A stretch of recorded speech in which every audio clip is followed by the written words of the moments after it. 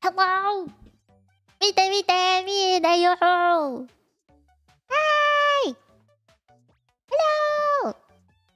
Oh my god, I'm so nervous. Hi everybody. Hello, hello. How are you this fine Saturday? Hi everybody. Wait, I gotta mod people. I didn't do that beforehand. I wanna mod the people that are guests. Hold up. Hold up. I just wanna make sure you guys can see them. Because we don't have VIPs on YouTubes.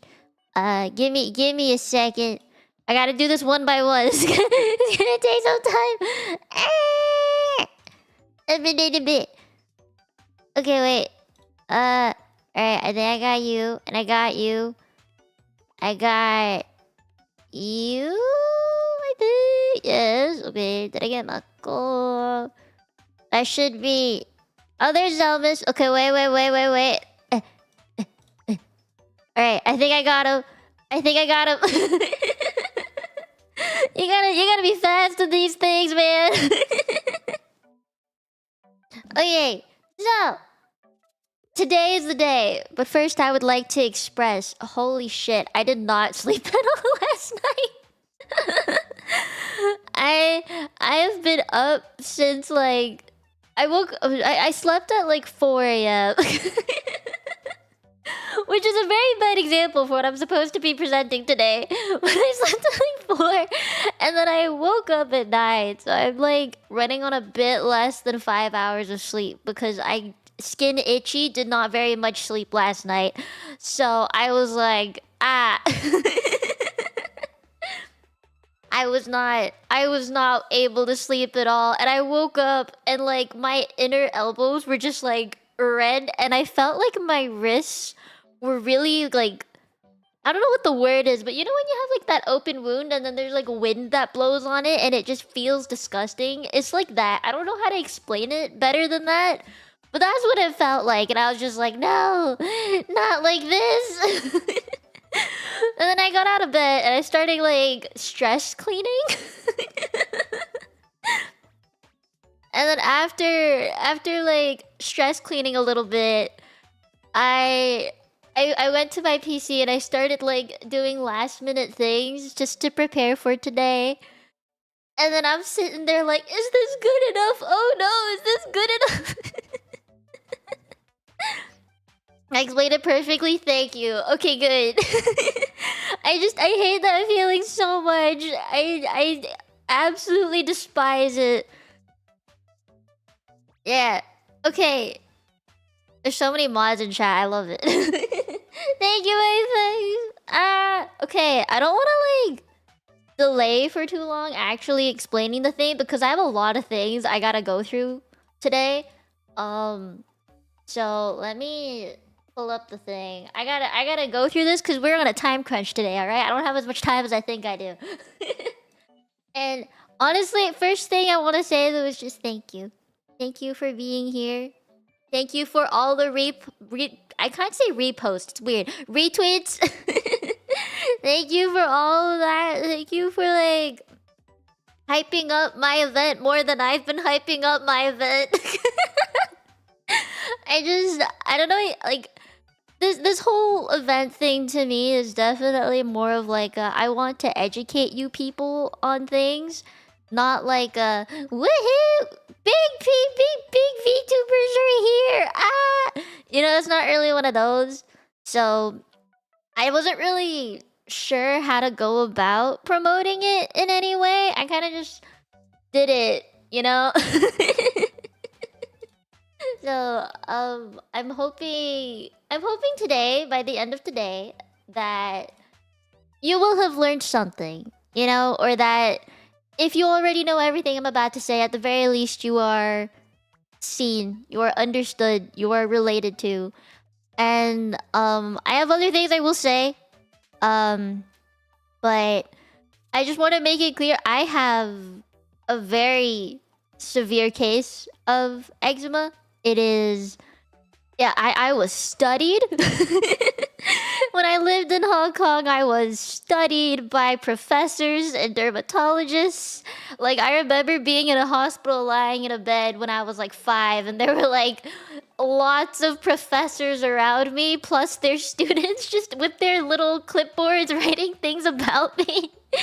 So I have like a very severe case of eczema. So I think like a lot of the stuff that I have included is, at least in my PowerPoint slides, are a little bit more on the severe eczema side. But there are obviously more people in the world that don't have the extremely bad case that I have. But I would say when I picked like people to participate, I tried to pick like a variety of people because there are many different types of eczema, and I hope that I was able to be diverse enough about it. Yeah, and that goes for like the video guests, for the speaker guests. You know, like I try to include a variety. Okay, I will pull up thingy that I have prepared once I finish organizing my. I am a mess. I am a hot mess. That's okay. Yeah. Okay. I think I got this. Is it this? Yes. Okay. Abadabadoo. Abadoo. Hey, look at that. Look at that booby-full PowerPoint presentation that I have made for you today. Oh wait, chat's trying to catch up. Let me...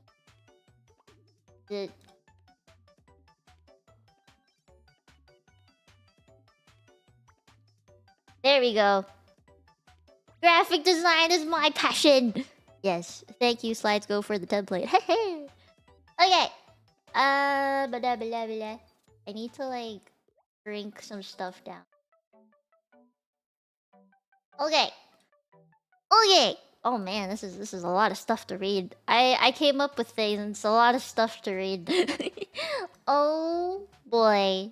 Should I be scared? I hope not. Okay. It is like almost 1:15, which is when I expected to start talking about this, which is good. Okay. And make sure I hydrate as I talk about all of this. All the disclaimers and things will be said as I go through it. I promise I will try to like be a bit more concise with stuff. I don't want to like overwhelm people, you know, but eczema's got a lot to it. Like a lot. I don't know how to explain how much is a lot, but there's a lot. Okay. Well, I need to do my intros. Let's see. What should I say first? I didn't come up with a script or anything. I'm like winging this real bad. But first thing first. Welcome to the first event that I've ever hosted in my entire VTuber career. And it is to spread awareness of eczema, which is a skin condition that I've had for the majority of my life. And I'd like to explain it all to you VTubers and VTuber enjoyers. I didn't say my name yet, I just realized. Vite, Mia dayo. I am the immortal human angel in training polyglot that speaks 5 languages. Mino Mieko. Please call me Mia. Don't call me Mino. I am known for playing gacha games. Mainly Genshin Impact and Zenless Zone Zero. But I have also dipped my toe into some Wuthering Waves. I also like to sing and do digital art. And I teach stuff about the languages I know. And I've also done streams to teach things about physiology, which I gotta get back into, and some skincare stuff as well, which is nice. Oh, disclaimer part. First is I've turned off alerts for the stream, and I will be reading any donos, super chats, or new member stuff at the very end. Second thing is there will be mentions of quite graphic things, particularly about skin. Obviously, like how it cracks and weeps and bleeds and all of that sticky stuff. And the third thing is I have put a section on mental health here because it's important when it comes to eczema, and it does involve mentions of depression, suicide, things like that. So if any of these things trigger you, just know you have been warned. Yep, they tend to be graphic. I have... Okay, this is a little difficult for me. I am putting myself in a very vulnerable position here. But I have a section where I tell my story of my life with eczema from like when I was a baby, and when I was going through really, really bad flare-ups, when I was going through topical steroid withdrawal, and I have some pictures, and I will tell you when those pictures come up, and I will go through them fairly quickly. But I just figured I would add like some pictures of what I went through. And I don't want to like make YouTube bonk me because I showed something graphic on the screen, so I'm gonna zoom through it. And I will let you know when it comes up in case you don't want to see it. And obviously, I have terms written down on the screen, so you can just like Google it if you want. Okay, disclaimers done. I think now we can talk about the actual event. I have 3 main reasons why I wanted to make this event. And for one, it's October, which is National Eczema. Eczema? I'm gonna flip between those 2 ways of pronouncing it. But it's National Eczema Awareness Month, so I figured it was fitting. And another reason is that eczema has made, obviously, a very, very huge impact on my life and how I go about VTubing. I have, like I said, a very, very severe case of eczema, and I will explain that later. But I figured there were others also like me that didn't really have a space to talk about it. And maybe they just didn't have the opportunity to talk about it. So I wanted to make this event. I wanted to make a safe space for people to talk about their experiences and also just learn something with the respect and the lack of judgment they deserve. You know, all people are accepted. And the last thing is that it's a hella common condition. Like, so many people have it. I will pull up the numbers, okay? But there are still many, many misconceptions about eczema, and I would like to dispel that today. Hopefully I can clear some things up for you. Okay. Now, the next thing. Why are there like the mouse and the cursor in different spots? That's weird. Okay. Go. Look! Numbers! I did research! I did my research for you today. Look at all these fancy statistics. Blah, blah. So, just to emphasize why learning about eczema is important, I found these fancy numbers for you. So, 223 million people worldwide have eczema. That's about 31.6 million people in the US. That's a lot of people. I think that's about like over 10%. And within the recent years, as in like within the past 10 years or so, the cases of eczema have actually increased a bunch. And a lot of people think it's because of global warming and smog and pollution stuff. Yeah, it's getting worse. There's more of us. We're multiplying. We are multiplying, dude. Okay, another statistic. Typically, eczema shows comorbidities. They're called the 3 A's, which is asthma, arthritis, and allergies. Amongst children who have atopic dermatitis, which is a type of eczema, over 50% of them have asthma. Me! I have asthma and I have allergies. I am lucky I do not have arthritis. I have 2 of the 3 A's. We could come together to create our own state. Very true. You have all 3. Oh shit. I have 2 of the 3. I have a lot of allergies, and I have asthma. Pain Pecco. Our lungs be struggling out here, man. I dodged 1 bullet. It will come when I'm old. I'm ready. I know my sister already has it. Okay, next number. Eczema is unfortunately also a very mentally taxing thing to deal with, as well as physically taxing. So I'm not surprised that over 44% are more likely to show suicidal ideation, which is not great, and are at higher risk of mental health and depression. That's not nice. That is very unfortunate. You dodged asthma? Lucky. Lucky. Wait, you're on track for arthritis? Oh no. Oh no. You only got 1? Thank God. Thank God you're only on 1. Be grateful for only being on 1.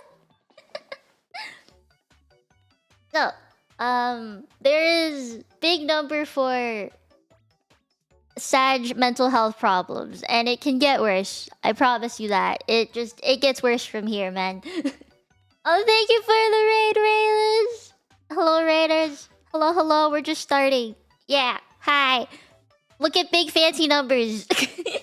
This is why you should care about my stream today. Hi.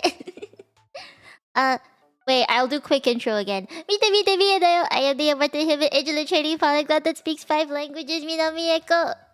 And I am doing an entire event about eczema today. I hope you like it. Stay. Thank you. Okay, next number. Oh geez, this is a big one. This big number. In a US study, 63% of people reported itching at least 12 hours per day. We can't catch a break, bruh. Itching will hinder sleep a bunch. And it's to the point that many adults who have eczema also have insomnia. They have shorter sleep times or feel hella fatigued all the time. I can attest to that. Like I said, last night I woke up like 3 or 4 times and I barely got like 4 hours of sleep. It's one of the biggest things. I think in the other statistics I saw, 15 to 30% of adults consider itching as their number one like most annoying thing about eczema. And when you think about 12 hours of itching a day, that's like half the day. And literally for 12 hours, you're probably trying to wind down, going to bed, bro. Like, I have stories about sleep and itch and waking up to the most unfortunate things. I that's in the story time. I will tell you the stories later. I'm gonna try to get the facts out of the way first. Okay, next thing. 40% of children and teenagers experience bullying because of eczema. And unfortunately, eczema is a very visible skin condition, and children can be very cruel, judgmental. Obviously, they don't know what it is, and I'm very much a part of the 40% here. You know, I'm very much a part of this 40%. Children are very mean, but I also understand that children don't know. So it's hard to be mean back to a kid. I don't know how to explain it, but it's like they judge and I'm just like, I try to tell them why, and then they're like, oh, and then they don't absorb the information. So okay, last big number, which is, I actually found this out fairly recently. People with eczema that get hospitalized due to its severity and infections have a decreased lifespan of 8.3 years. Bruh. Bruh. I am part of this. I was hospitalized for like a week every month when I was much younger. I should have been hospitalized during COVID, but COVID was a time where hospitals were full of COVID, so like I couldn't be, even though I should have been. It makes a lot of sense. Your body keeps fighting for things. It gets drugged up with steroids and other things. And really, we're just collapsing in on ourselves. Yep. I found all of these numbers through the National Eczema Association website. So if you want more numbers, like, you should definitely see that website.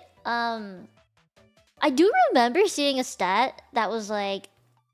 It talked about how much sleep parents got because their kids have eczema, or like how much money in the adult world, like adult eczema, how much money is lost annually because of that. So if you want to know about the costs of it in terms of money, that's there too. It is a really good resource. It's where I got a lot of the information. Actually, you might see some things there that I got. It is extremely expensive. It is. We're gonna talk about that. So, this is the agenda for today. I'm gonna try zoom through it because I don't have all the time in the world. But first I'm gonna go over like definitions and stuff of what eczema really is. Then the treatments and how fucking expensive they are. And then how people with eczema have a slightly different daily life. Not to say it's like completely different, but it's just a slightly different routine. And how mental health can come into play. After that, we'll have the videos from my wonderful, wonderful guests. Pachi. Thank you for your contribution to the effort.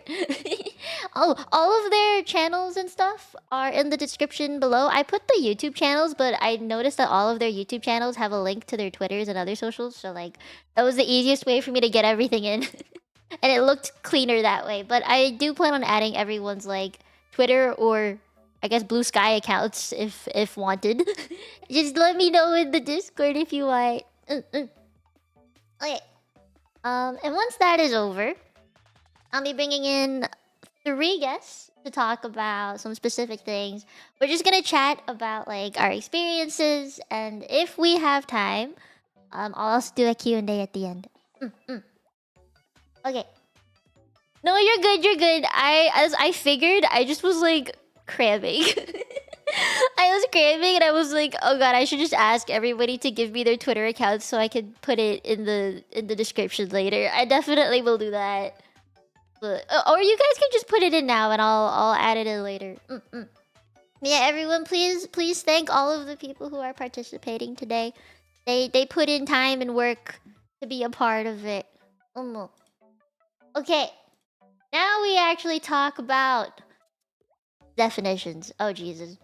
I cannot emphasize how freaking itchy life is with eczema, and I would like to get this out of the way because I've been asked many times. No, it is not contagious. It's a genetic thing. You are more predisposed to it if your family members have it. So my future kid likely will have it. My mom has it. My mom's dad has it, as in my grandpa. He has it. I know my cousins all have it to some degree, so we're just spreading the eczema. We're increasing the population. Dude, Rada, I'd be so rich. I'd be so damn rich. Okay, the definition of eczema is, well, eczema is a name. Okay, for a group of inflammatory conditions that cause itchiness, dry skin rashes, scaly patches, blisters, and skin infections. Pain. You know, I'm also the only case in my family that's had it this bad. Everyone else has a very mild case. Now, before people who do not have eczema say something like, stop scratching, just stop because you're doing this to yourself, you're causing wounds for yourself. Just don't do it, or just put cream. It'll get better if you just moisturize. No. Understand, okay, that this itch is so bad that you would have to have the inhumane amounts of self-control to stop it. Alright? You try and tell a kid to not scratch his nose when you want to scratch his nose. Like, it's not... You're not gonna... Impossible. Okay? It is more than just like a... Oh... itchy, you know, it's like a I am dying here. My skin wants to, you know, scratch me from the inside out. Just turn my hypothalamus off, I guess. Yeah, exactly. It's hard to stop picking, and honestly, picking a little bit is not bad. I know a lot of people would think it's bad. It's actually not. If you remove dead skin, it helps the skin that's newer heal faster. As long as it's dead skin, obviously. Not like skin that's scabbing over still. But yeah, it's so difficult to stop this itch. The fact that like, okay, adults already have way more self-control than kids do, right? Like if we fall over, we don't burst out crying. Or if we get a paper cut, we don't burst out crying. And... We have a lot of self-control already. If it was that easy to just stop scratching, we would have done so already. Like, it would not be this bad, okay? And for some people, it's not even that wounds are caused by scratching. Sometimes it's just caused because your skin is dry and it cracks, or you get rashes and blisters that pop out of nowhere, and it's just really difficult to control. It is so overwhelming. And there are definitely ways to get around it. There are ways to calm that itch down. But when it first starts up, oh, Jesus Christ. I don't even know how to explain how difficult it is to just get over initially. Like, you just start scratching and rubbing and you're like, okay, it's time to pull out the big guns. I usually just stand in front of a fan for like an hour. Or I take a shower. Okay. Anyway, there are 7 different types of atopic dermatitis. I decided not to put pictures for these because YouTube bonk, maybe. But if you're curious, do Google each of these if you want. Feel free to do that while I talk about them. And looking at this list, I have had all 7 types. I don't know if any of you guys have all 7 types, but I have all 7 types. So, I will go through them. Atopic dermatitis, or AD, is the most common, and it's the one that most people just call eczema. So, I'll probably use those terms interchangeably. And it's basically the dry, itchy, red, inflamed skin. it is that. Contact dermatitis is the same as AD, but it only happens when you come into contact with like an irritant or something that triggers you. And then dyshydronic eczema is pretty easy to identify since it's a little bit different from the others. It's like blisters that form on your palms and your fingers and your feet or your toes. And it's really, really itchy. They're literally just like tiny, tiny blisters. Sometimes they get really big though. And they can be in clusters as well, which is why they end up becoming big. I used to like just pop them. And it can get really, really easy. It can be really easily infected. Because when they pop, then you have an open wound on your hand. And your hands touch a bunch of stuff. And your shoes also kind of encase your feet. So it's all stinky with sweat and stuff. And so it's really, really easy to get infected. Nebular eczema is like a circular spot that's kind of like the size of a coin, but it can be bigger. And it's usually like a really big, I would say big, because I've had them big. But they're like a wound that's open and it weeps a bunch and it's really thick. And it can take a really, really long time to heal. Yeah, it takes like a hell of a long time to heal. I actually have a really big hypopigmented scar on the top of my foot because that one spot, this one little circle spot, wouldn't heal for over 6 years. And my socks would like stick to it. Yeah, this pain. Like hands bubble wrap? Yes. Yes.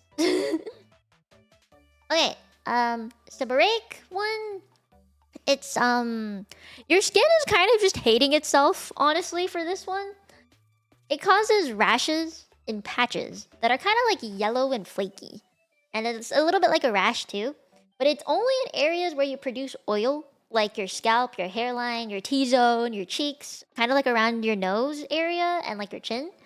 What happens is that your skin is reacting to the yeast that your skin naturally produces in a really bad way. So your skin is allergic to your skin.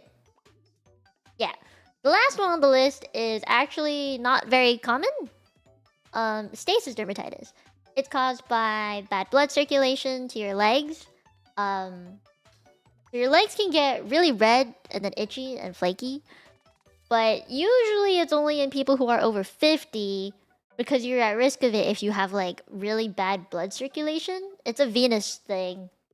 Yeah, diabetics do also get this if you have like bad heart stuff, like congenital heart disease stuff. But as a 20-year-old, I've had this because my skin got so bad that I could barely move for 6 months. And so that made my blood circulation terrible and my legs looked like they were necrotic. Yeah, so it can get very, very bad. Okay. One after. I forgot. Oh yeah. When do you first get eczema? Baby's children, they get eczema often. It's very common. And you could be straight up born with it or have it start appearing around the age of 3 or 4. And if you have it as a kid, most of them grow out of it by the age of 12. Like right before you hit preteens. But that isn't always the case, like myself. It didn't stop until I was actually around 14. But then, it is also common for adults to have eczema. And for it to come back when you're 20, which is exactly what happened to me. And even if you don't have it when you're a kid, you can still develop adult eczema in your 20s and 50s. And it's actually more common in women. And a lot of it sometimes is actually hormonal. So in your 50s, or 60s, some women start going through menopause. And that can cause eczema to come back. I've actually heard my dermatologist say that if you have eczema as an adult, It's how you know it's gonna be chronic. As in, like, you will have it for the rest of your life. But yeah, for lucky for the kids who grow out of it by 12. Honestly, I am very happy for you. What causes eczema? Sadly, we don't know. It's not well known. Even though there's like research being done, it's difficult to pinpoint the one exact reason we have it, besides like genetics, predisposition. And it's because each individual with eczema has different triggers. Sure, it's like similar triggers, but they're all like various triggers. And what is known is that something in the environment will cause our immune system to trigger an immune response in the form of like flares or irritation. And that's why you'll see a lot of drugs to treat eczema are immunosuppressants, which I will go through soon. Yeah, my doctors also said that. My parents believed it, but as I got closer to 12, it just got worse. So that just was not in my sight. Yeah, too hopeful thinking. But there is research still being done, and unfortunately there is still no cure for eczema, and we still don't know the exact cause of it. But what we do have in the world right now is treatments to curb the symptoms at the very least. Yeah. It is so vast. There's too many things, man. There's so many things. Yep, it's just management for us. So, now we will talk about treatment. I don't have like an exhaustive list of things. I am only talking, at least in the thing that I made. It is a very, very brief list. There's like examples that, you know, you can go through, but I did not include every treatment in the world. I could not fit it all into the one slide. So this slide is more so for the people who don't know any treatments for eczema besides moisturizing. I'm sure all of us who do have eczema have more information than what's on this just in our brains and from experience. Okay. So, home care. Let's start from there. That's the easiest one. I will also talk about how much these things cost, by the way. Bathing and moisturizing really does just make it more bearable. There is no cure, so, you know. And the baths, bleach, salt, and oil. Bleach and salt are mostly just to kill any infections that you might have. It's like a preventative thing. Oil baths, I don't know if you guys have ever done that. But it's so that the water that's kind of warm or hot doesn't dry your skin out too much. Yeah. And then,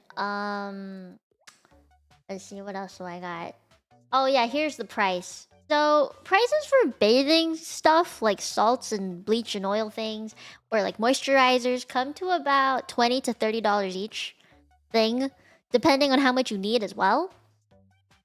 But, if we're talking a year here, it's $720. Like, you just do 30, multiply by 2, and you multiply that by 12. That's big numbers, bro. But I did do some research. $600 on average. For the majority, 600-ish on average. Okay. Now, that is the majority, though. If we're thinking a little more, I guess, severe, moderate eczema, not mild, moderate eczema, it can go up to 1,000. And if we're going even more severe, 5,000. Yeah. It's a lot. And it not necessarily 5,000 a year. For some it can be up to like a month is 5,000. Like it can be expensive, dude. Yeah, there's many treatments out there. You know how like, okay, I'm gonna tell a mini story here. There's a treatment where like UV rays help, right? Like a UV thing to kill bacteria on the skin, which is why people tell you to stand out in the sun. I remember like wearing goggles and standing in one of those machines. Just standing in that machine for 30 seconds was $1,000. And I did that for like a week. More than a week? No, I did that every week for like 2 months.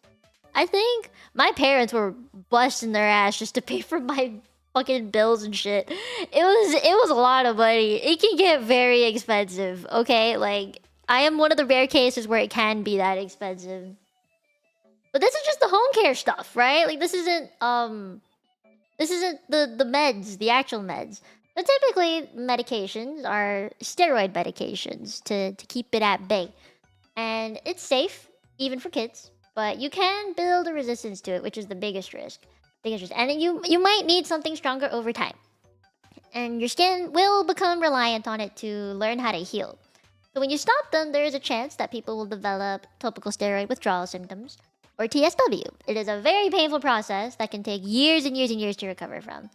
I would suggest looking that one up. Honestly, TSW is very, very common amongst people with eczema, so yeah. I've been through it twice, I think. Yeah, probably twice now. The most common oral one prescribed for eczema flares is prednisone. It can be very dangerous if you have it often. The side effects are terrible. It's kind of like an emergency button for when it gets really bad. It isn't prescribed unless absolutely necessary, but I can attest from having been on it that it has saved me many, many times. From being on the verge of a breakdown, it has helped me a lot. Topical steroids are like the ointment and creams that you would only use on the areas that are affected. This is the one you would want to be careful about. The topical steroid withdrawal stuff. That's the one. That's the one. The cost for steroids really depends on if you have insurance or not. Out of pocket, $25 to $80. But it can be much cheaper, and because I am in Canada and under the age of 25, I actually get them for free. But once I hit 25, I don't get them for free. Now, drugs are an expensive option, like thousands of dollars kind of expensive, but they work and aren't something you build resistance to like steroids. But in my opinion, they're a better long-term option. I never paid for any because I went through clinical trials and I was able to try both oral and injection types. Specifically, the last two listed for the oral and injection ones. They're the last two that are there. I tried those two. And honestly, I actually prefer the oral one because I hate the needles. And one of the injections didn't even work well for me, so I like the oral ones more. So if you are looking for treatment but cannot afford it, then I would definitely recommend looking into participating in clinical trials. Like, you don't necessarily become a guinea pig for new drugs like most people expect. There are actually long-term studies on drugs that are already on the market, like Dupixent, to see how they react with, like, the COVID vaccine, or just like what long-term use of about to be on the market drug is like. And big plus is you get paid. You get paid to take a drug instead of having to pay for it. Oh, also getting just prescribed anti-itch meds, very, very helpful. Okay, now we've gone through all the physical stuff. I figure it is time that we can now go through the physical, not physical, the more mental stuff, the more lifestyle-y things. But anything to say about everything I've just said before I move on, while I also take a sip of water.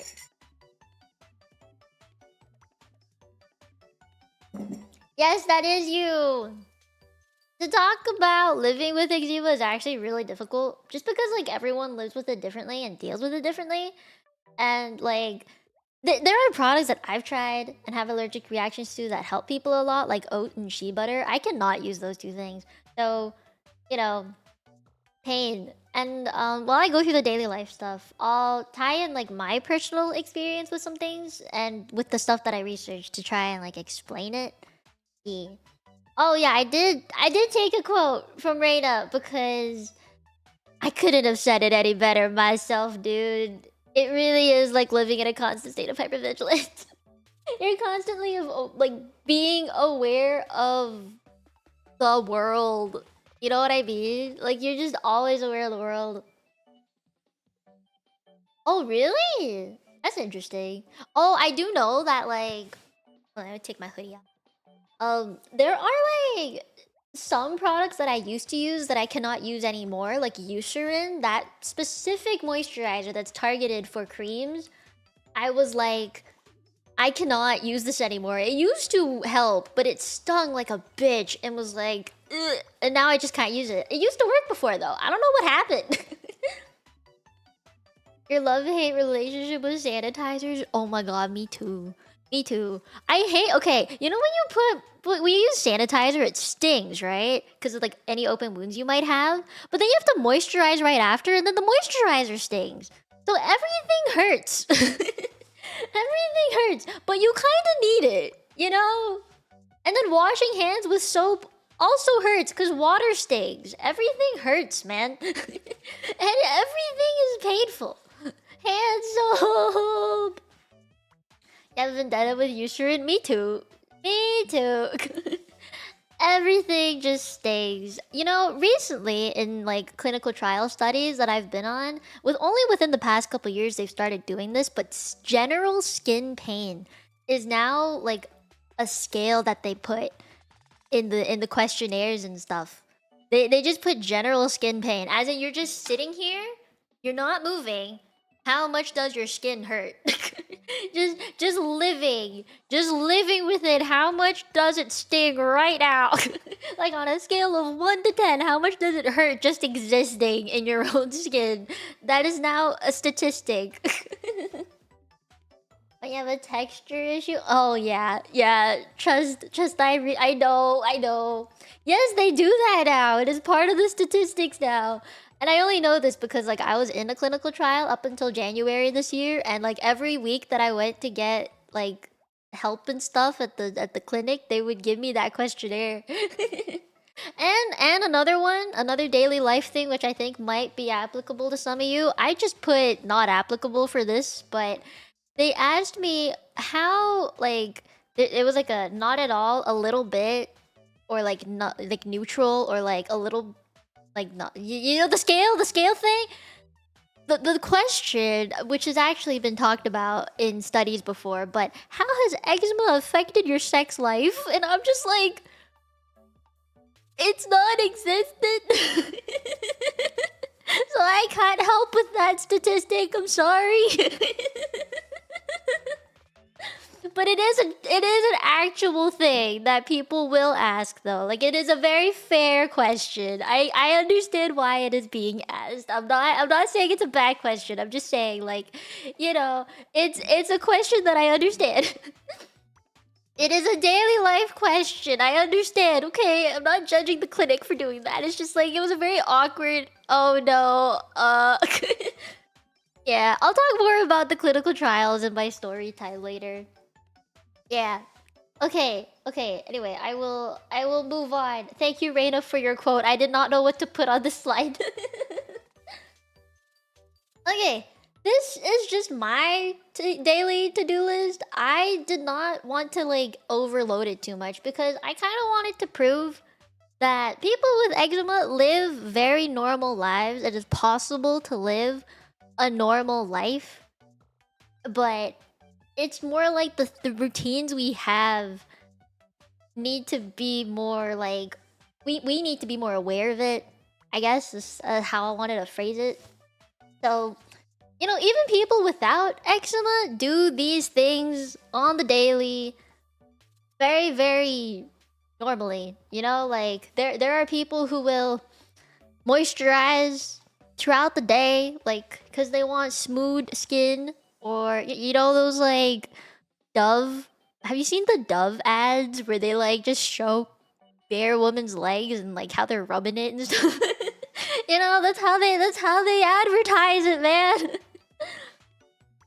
So, you know, it'd be a thing. It do be a thing. Or like drinking a lot of water, or like exercising, avoiding eating certain foods because people go on diets all the time. Like it's a very normal thing. I moisturize like 3 times throughout this entire time that I've been talking here. So, you know, I'm not gonna read everything here, but just know like if we skip anything here, our skin may flare just because we skip it once. Like whenever I usually take showers now, but it's so painful to take a shower, and I make it really hot because hot equals brain thinks it's a similar sensation to scratching. You're not meant to take hot showers when you have eczema, honestly. It's not good for you. But I like to take them hot. And you have to moisturize a bunch. You really, really have to moisturize a bunch. I would say moisturize every morning after showers or baths and every night before bed. But when I'm working, like I sit at my PC and I'm working, I will just grab the lotion here. Can you hear it? I would grab that and just like rub it around my wrists, my elbows or my knees. You know, it is such a struggle. I get it. And medication's definitely something that people, have their own of. I can't really put a number on this one. So yeah, just having a healthy life, free of stress, is a really good way just to keep the flares at bay. And it's a dream. This is a dream. We live in a society, so we're all stressing. We're all worried about money. We're all worried if we can live, if we can afford things, you know? So we're always just stressing, and therefore the cycle never ends. Okay. This this is it. This is the one that I wanted to kind of talk a bit more about. So this is the hypervigilance that Reina mentioned in the quote. People with eczema are always aware of what triggers them. But when you're a kid, it's usually the parents, I think, that actually have to keep things in mind, honestly. Usually the kid just kind of does things, you know? So when it comes to clothing, I would say loose is always nice because then you don't feel too hot, but also there's like something covering you. And remember how I said that feeling when you have an open wound and wind goes over it or just air comes into contact with it? It feels disgusting. I don't know why, it just feels like the wound is trying to close up in on itself. And it feels gross. So yeah, covering it feels nice. And 100% cotton clothing, definitely the way to go. Because it's breathable and it's soft and it's nice. But once the clothes start pilling, I would buy something new or try and get rid of the pilling because that can cause irritation. And products. Good prevention tactic. Look at your fucking labels to avoid any triggers. Spot testing, definitely good to prevent yourself from coming into contact with anything that's bad for you. I would avoid any moisturizers, skincare, hair products with fragrances. And the reason being is because synthetic fragrances, even natural and organic ones actually are bad for you. They actually cause problems. They might make it worse. Even though something is marketed as all natural and organic. Don't trust, man. If it's got a scent to it, you don't pick that up. Alright? You don't pick that up, man. Now, I do this a lot is when I clean my room and I have to use soap or anything like that. I wear gloves, long sleeve, long pants, just so that if I spill anything or if it like splashes, my skin does not touch it in any way. Like I've kept to that. And let's see. Environment. The environment just has a lot of stuff in it. I don't even know if I can explain that properly. There's a lot of stuff in the air, not just oxygen and CO2. There's a lot of stuff in the air. But knowing exactly what triggers you would help a bunch. So at some point in your life, if you have eczema, you will take an allergy test. Like that is a given. That is a given. So like when I'm out shopping, I cannot flip through clothes on a rack or open doors with my bare hands. I will cover my hands or use my shoulder to shove open a door. And when I look at clothes, I just use my eyes and I only touch the thing that I really want, or I'll like touch the hanger, not the fabric itself. Because hangers don't attract dust. Clothing does. And I'm really, really allergic to dust. So, the sun. Sun is good. UV rays can kill bacteria. But too much time in the sun makes you sweat, or you get really irritated, and sweat hurts.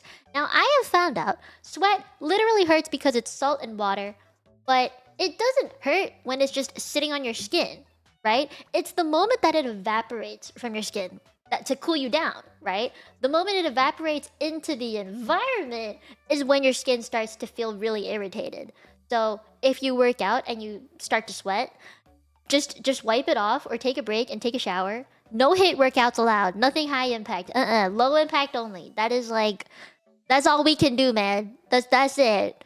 But also, like, the reason people want to exercise despite their skin being bad is because exercising increases skin cell turnover time. Yeah. So it helps. It helps a lot. Sweat bad. Sweat very bad. Okay. Now, mental health time. Okay. This I will put trigger warning just for anybody who needs it. There be trigger warning because suicidal thought thing will be mentioned. Just so you know. And what else was there I wanted to mention? This one's like not too long. Too long. Yeah, but I figured I would disclaimer again just in case. Swimming is better. No.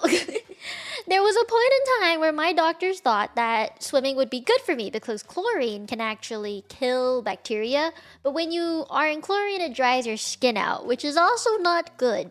So swimming, I can swim. I know how to swim. I took swimming lessons. I can be in the water, but I have to take a shower right away very thoroughly. Like clean hair, scalp. Gotta scrub every inch of my body. I cannot miss a part. Okay. So I know how to swim. I can swim, but it's not good. The only sport I was able to participate in for a long period of time was figure skating because it's on ice where it's cold. And I don't sweat. Yeah. Okay. So we gonna talk about mental health now because eczema has a very, very strong link with the mental well-being of a person. Okay, your mental well-being will trigger that flare if it's bad. For real, for real. Yeah, stress no good. There's a reason why though. It is a very simple connection. It's a very simple cycle. And if you know from a previous stream that I did for connectivity about it, you'll have a bit of an idea of how this works. So the cycle goes like you stress out because of a situation that you're in, and then you flare because you know you're stressed, and then hormones increase, specifically cortisol. Cortisol is the one that like makes your skin freak out, and when you suppress your immune system too much or like in a specific way, then you flare because then your threshold is lower. That's why you flare easier. Does that make sense? So like flares will happen to anybody, right? Like even normal people without skin conditions will get a rash if they come into something that their skin does not like. However, when we stress, our cortisol suppresses much more. Like our immune system, it suppresses it much more, and therefore we hit that mark of being triggered faster or like easier. Yeah, and then we start stressing, right? Because then we're in the middle of a flare. We're stressing because of the flare, and then it just keeps going. Salt water is usually okay. Yes. It's actually good for you to take a bath in salt to kill the bacteria that may cause infections. So yes. It will hurt a bunch though. I will say that.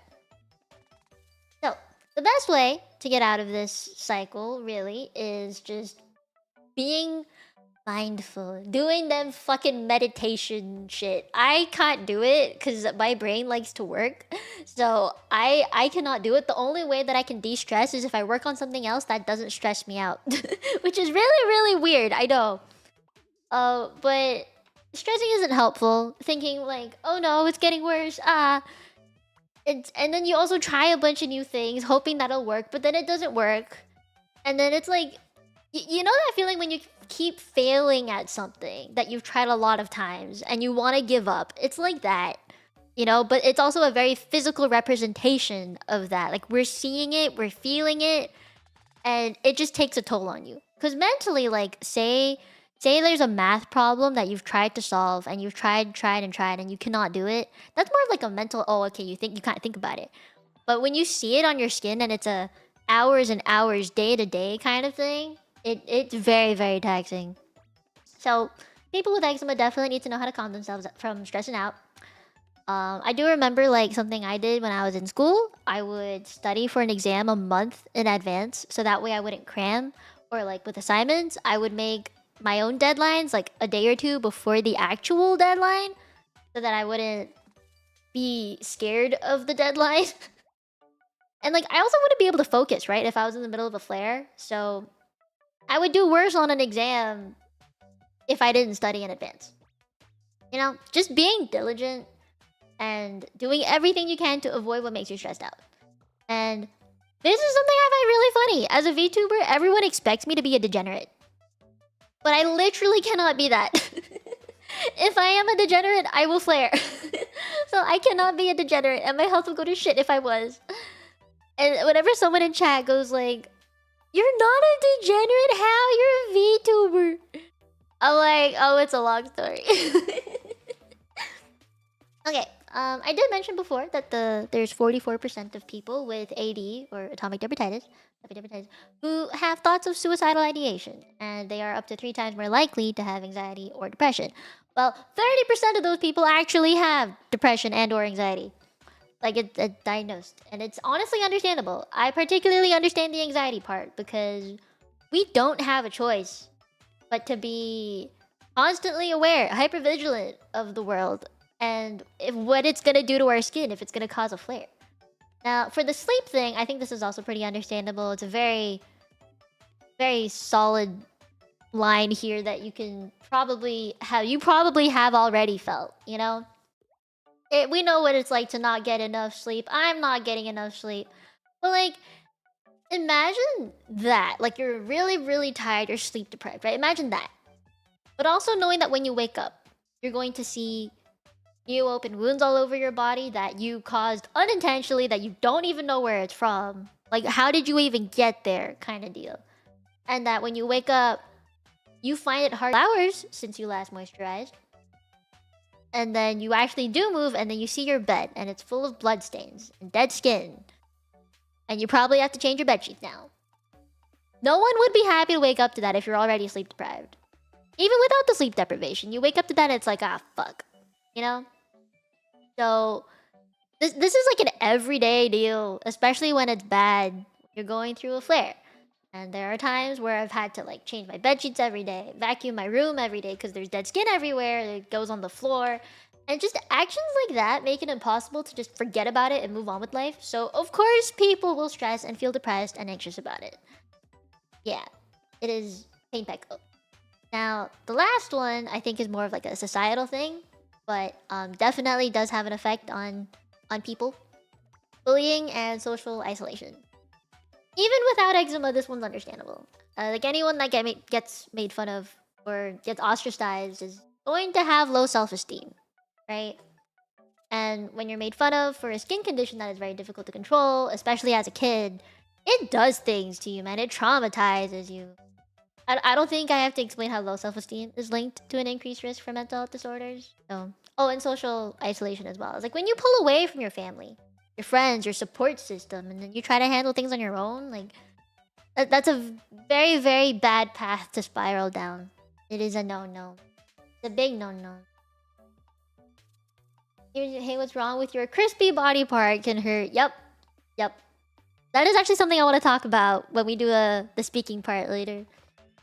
Okay, now, I'm gonna try and zoom through the story time. I went a little bit over time. My bad.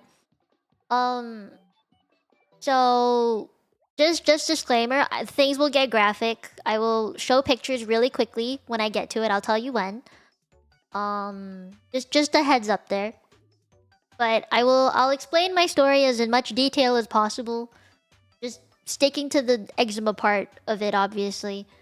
This will probably be in more detail than I've ever gone into before. I know I've talked about my skin before in the past, but this is probably the most detailed it has ever been. So I'll try and keep it concise because I am over time. I wanted to show the videos by 2, but I got nervous. I hope that's okay.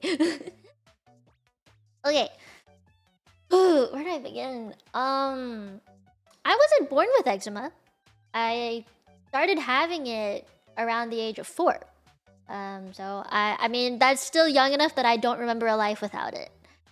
And it was really severe, even as a kid. So topical steroids weren't enough. And I took oral steroids from the age of, I think, 8 to 12. I went back and looked at some records and asked my mom about it. So I thought it was 9 to 12, so 3 years, but actually it was 8. I've tried a lot of home care stuff too, like wet wraps, which is like sleeping in wet clothing. So I had 2 layers of clothing. It would be like wet underwear and long sleeve turtlenecks and leggings, and then like a wet layer and then another dry layer over that so that it wouldn't ruin my bed. And then I'd have to wake up and then peel all of that off of my body, which is not great.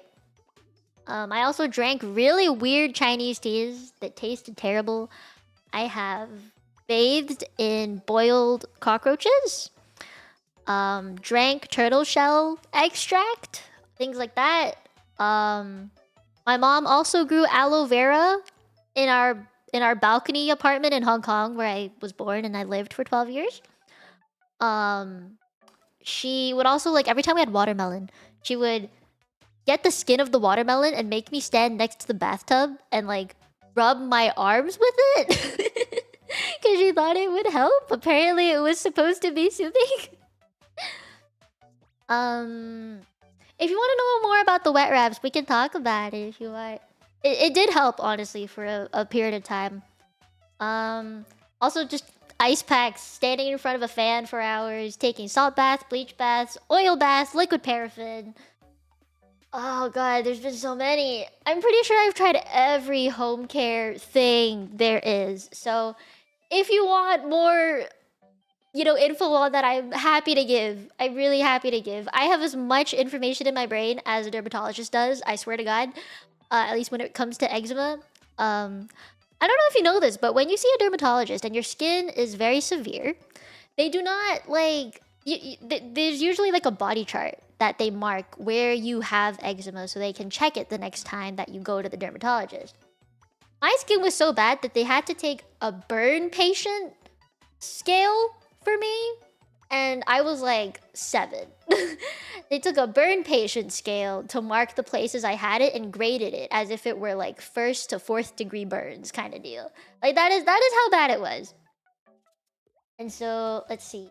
What else have I? Oh yeah. Starting from the age of 8 or so, maybe even 7. I think it just got more frequent as I got older. I would be in the hospital every month for at least a week, just being IV dripped with steroids. And I did that for 4 years. It was a lot. I think it was 4 years anyway. I also did have a really bad reaction to some Chinese medicine, and I ended up being hospitalized with Steven Johnson syndrome. Look that one up if you don't know what that one is. Let's just say it's not very good and very potentially fatal. About 10% of people do die from it. My case of eczema was studied, right? I said it was studied by dermatology professors in Hong Kong, where I grew up. And at one point, I had multiple different infections at one point, and my case was one that took many, many months to deal with. And my professor was like, or like the dermatologist professor was like, I've never seen someone like this. And it was just many different infections at the same time. He was the one that actually suggested that I move to Canada with my family. And it was because I was literally allergic to the air in Hong Kong. The pollution, the smog. I could not live there. I could not step out of the house because there was no ventilation for fearing the smog. It was just that bad. So we had to move continents. Yeah, we moved continents. Now, to describe my daily life at the time, I can definitely see myself as a very strong kid. I am here now standing and talking to you about this, so I can look back and see that I was a very strong kid. I am surprised I have come out with no mental health disorders that have been diagnosed. I will not say I don't have any, but I have not been diagnosed with any. So I'm surprised at myself. So when I was a kid, every morning I would wake up. My nanny would help me out of my bed, and when I got changed for school, it took me over like 30 minutes just to undress because it hurts. You know, exposing skin, bad skin to air hurts. And I would pour liquid paraffin all over my skin. It's like an oil that wasn't a cream or a lotion because creams and lotions weren't enough. Like, they just would not moisturize my skin enough. And then I'd go to school, and I would take very frequent bathroom breaks. Someone thought I had, like, you know, bladder incontinency, or what's the word for that? You know, like, it wasn't that. I would just go to the bathroom to moisturize. And because I had a school uniform, I had to wear tights to cover my skin. And I didn't like having my skin exposed. But because they're tights and my skin is weeping and drying up, my tights were sticking to my skin. So I'd have to, like, peel it because it dried to the fabric. And then I had to moisturize over it, which is obviously not great. Oh yeah, I also wore a scarf to school, which was really weird, especially when you have a school uniform. I would cover my skin at all costs. Like even in 30°C weather, I would cover it. And my skin was always in a state of infection. Like having the little yellow pus jewels on my skin all the time. I would just pop them whenever I could. But it's like, I felt cold all the time. Like, I felt so cold. It's like, imagine having a fever that lasts years. You know, that's also why we're chronically fatigued. It's just a very, very cold time when you're going through a bad flare or infections, okay? So, social life-wise, I remember there being a lot of bullying. I tried really hard to fit in by listening to what the people around me talked about, and I would like pitch in whenever I could, but they shut me out anyway. And there were people who were incredibly mean. I remember there was someone in class who always said like, "Oh, Mia sat in that seat. Make sure you clean it so like you don't catch what she has or you don't get it." You know. I remember being called names, and I would watch whoever was going to sit in that chair just pick a different chair or just use their hands to wipe at the seat. I remember being called like something to do with scales and fish and snakes and monstrous names. It was not great. Kid Mia though was somehow still relatively happy. I at least I'd say I found ways to enjoy life somehow, and I made friends in the hospital, which was nice. I remember my dad bought me the Wii console, and I would play with that on the couch. Oh yes, I was gonna mention that. So moving to Canada, I moved to Canada around the age of 12, 13. So middle school, grade 8. My elementary school teacher, she saw my wounds and stuff in my neck, specifically my neck. Remember how I said I used to cover it a lot? Is because like I couldn't turn my head like left and right without feeling the lines there like crack or something. And so I have scars along my neck that go horizontally that kind of look like a line. It kind of looks like a wire was used to strangle me just a little bit. And so my middle school teacher was just like, she pulled me aside and was like, "How is home life? Are you okay? Like, is there something you'd like to tell me? I'm here for you." And I was just like, "No, I'm doing fine." And she was like, "Are you sure? Like, I see you have scars." And I was like, "Oh, no, that's not. It's not what you think. It's not what you think." Yeah, it's such an awkward dog. It's so fucking awkward. But I mean, that got over, that passed, thankfully. I'm a very lucky kid, I think, because my family was able to move us to Canada. Air was better. My skin went through topical steroid withdrawal. Once I moved, my parents just took me off steroids completely. They made me go cold turkey.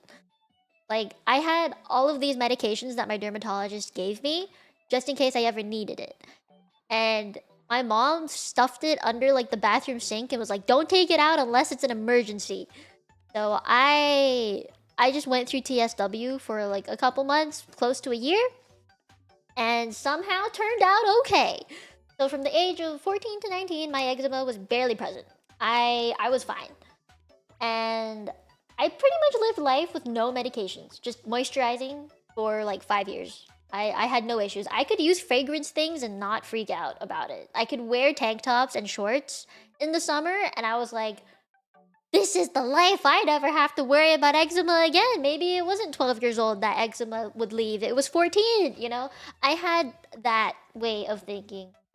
But then I turned 19, and I started to flare up again. And I think it was because I went to university, and it was in the city where there was more smog, and I was traveling a lot more.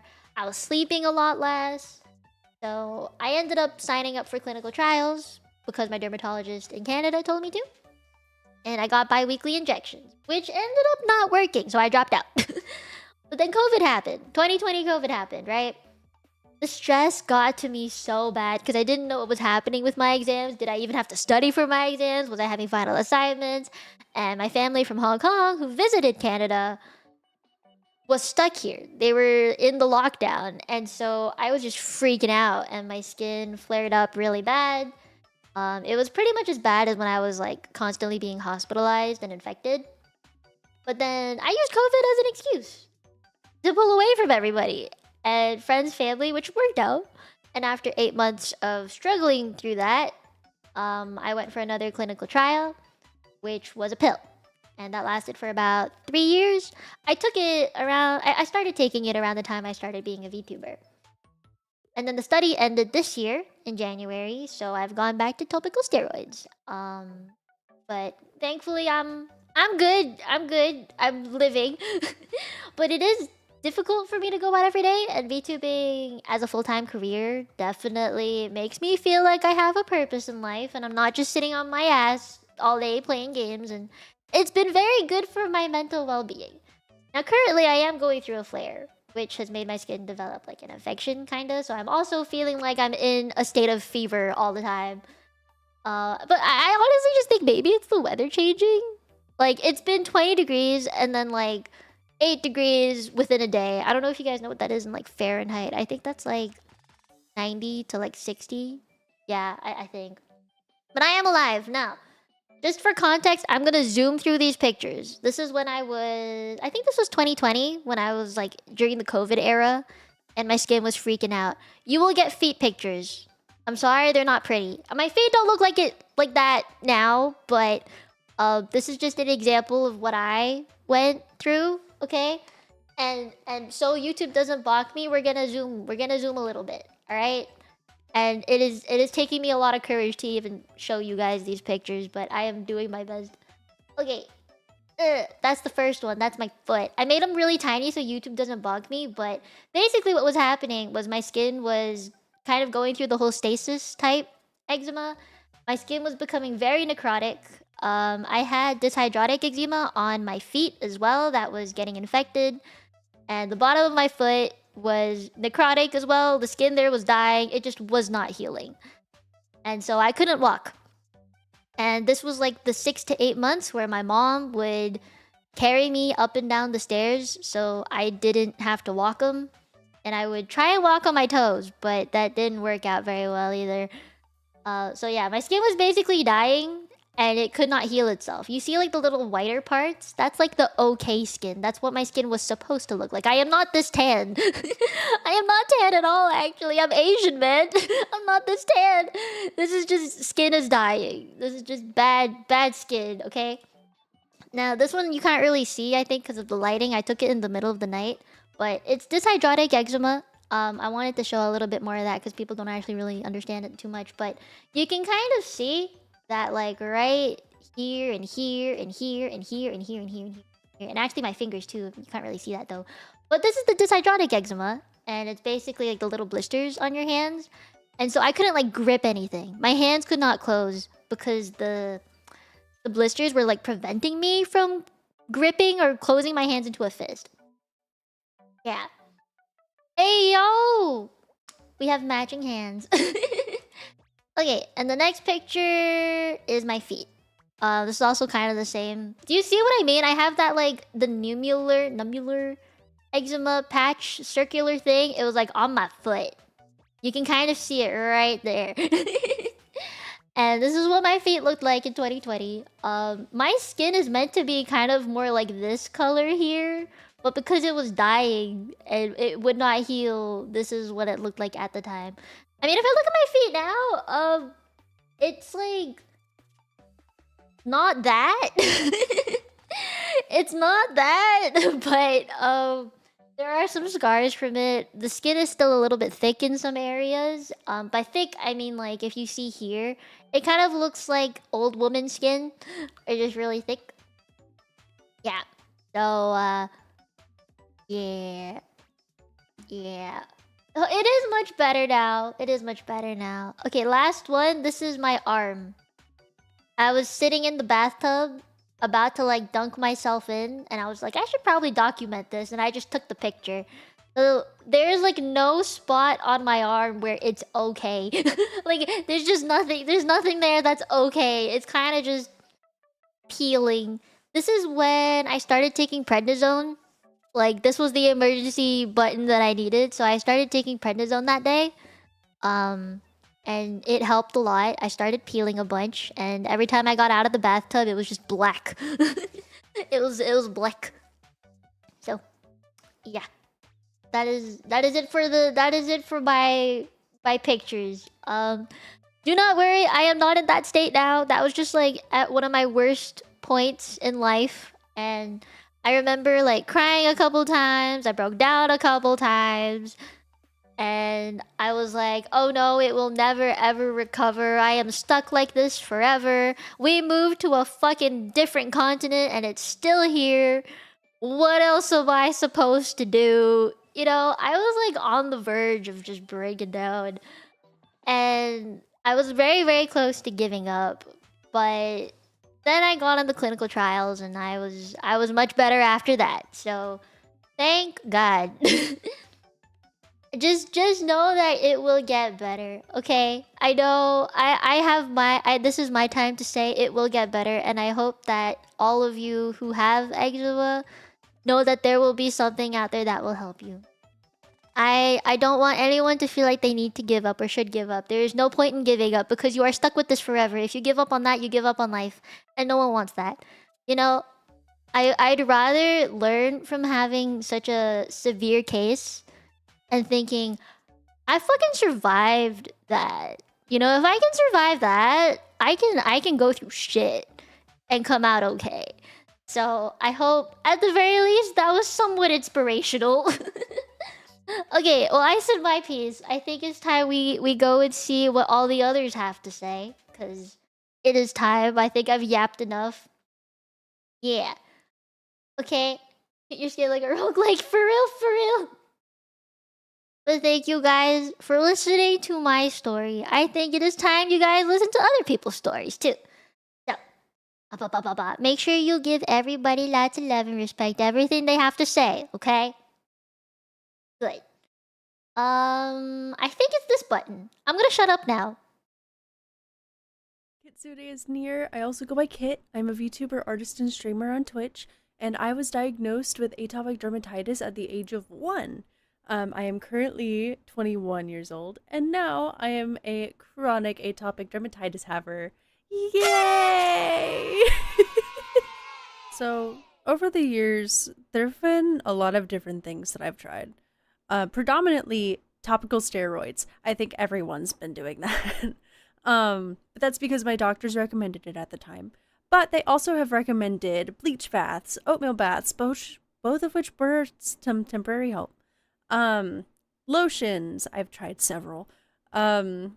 Changing up soaps, which I've done plenty of. We've even tried making, me and my family have made our own soaps and lotions, like balms. Allergy testings, antihistamines, both of which didn't really help. And sometimes things would get infected, so, antibiotics. But most recently, the thing that has helped the most was Dupixent. It is a subcutaneous shot that you take every other week. The problem is that it is a whopping $3,500 a month. No one can afford that, and my insurance did not want to cover it. So, unfortunately, I am no longer on Dupixent. In 2020, I had actually gone through topical steroid withdrawal because I had to stop all topical steroids to start Dupixent. I was on Dupixent for 3 years, but before then, I was on topical steroids for probably a decade, if I had to guess. Various different ones. None of them really helped, but they were temporary fixes. Because my eczema is so bad, I'd put up pictures, but that would be doxing. Because my eczema is so bad, I can't wear white, I can't get tattoos, I can't stay in the sun for very long, I can't go to the beach and swim, I can't take normal showers, and I refuse to wear short sleeves, even though my model has short sleeves. In real life, I typically wear hoodies, even in the hot heat, because I am very insecure about the scars that I have from 20 years of eczema and skin conditions. Admittedly, my self-esteem has not been the greatest. It has been getting better, but it has not been great just from 20 years of eczema and nothing but eczema. But if you have eczema and you're watching this, please know that you're not alone. Know that this is not something that only you are going through. Just know that it will get better. I promise that it will. And also, stop scratching. Hi, I'm Norris Vestrada, the Slime DM VTuber here to guide you through the dungeon. I know that when people think of eczema, they think of redness and itchiness and skin peeling and flaking. And while I have that too, what I'd like to share with you today is my experience with Pomflix, or dyshidrosis, or dyshydrotic eczema, whatever you want to call it. I've had it for about 7 or 8 years now. If you don't know what that is, it's a form of eczema that causes tiny blisters or clusters of blisters to form on your hands and feet. For me, it means I'm in a near constant state of having blisters somewhere on my hands. These blisters itch, and if scratched or rubbed the wrong way, can pop, which basically leads to having tiny pinpricks of open wounds on your hands, which can lead to infection if you're not careful. This, like all forms of eczema, has no cure, and for me, I've yet to find a solution for flare-ups. I've tried creams and ointments and anything that doesn't involve paying loads of money for a dermatologist.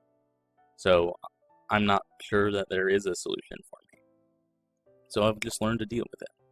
My eczema is triggered by stress, so I always have to be careful to not take on too much work or be careful of deadlines and things like that.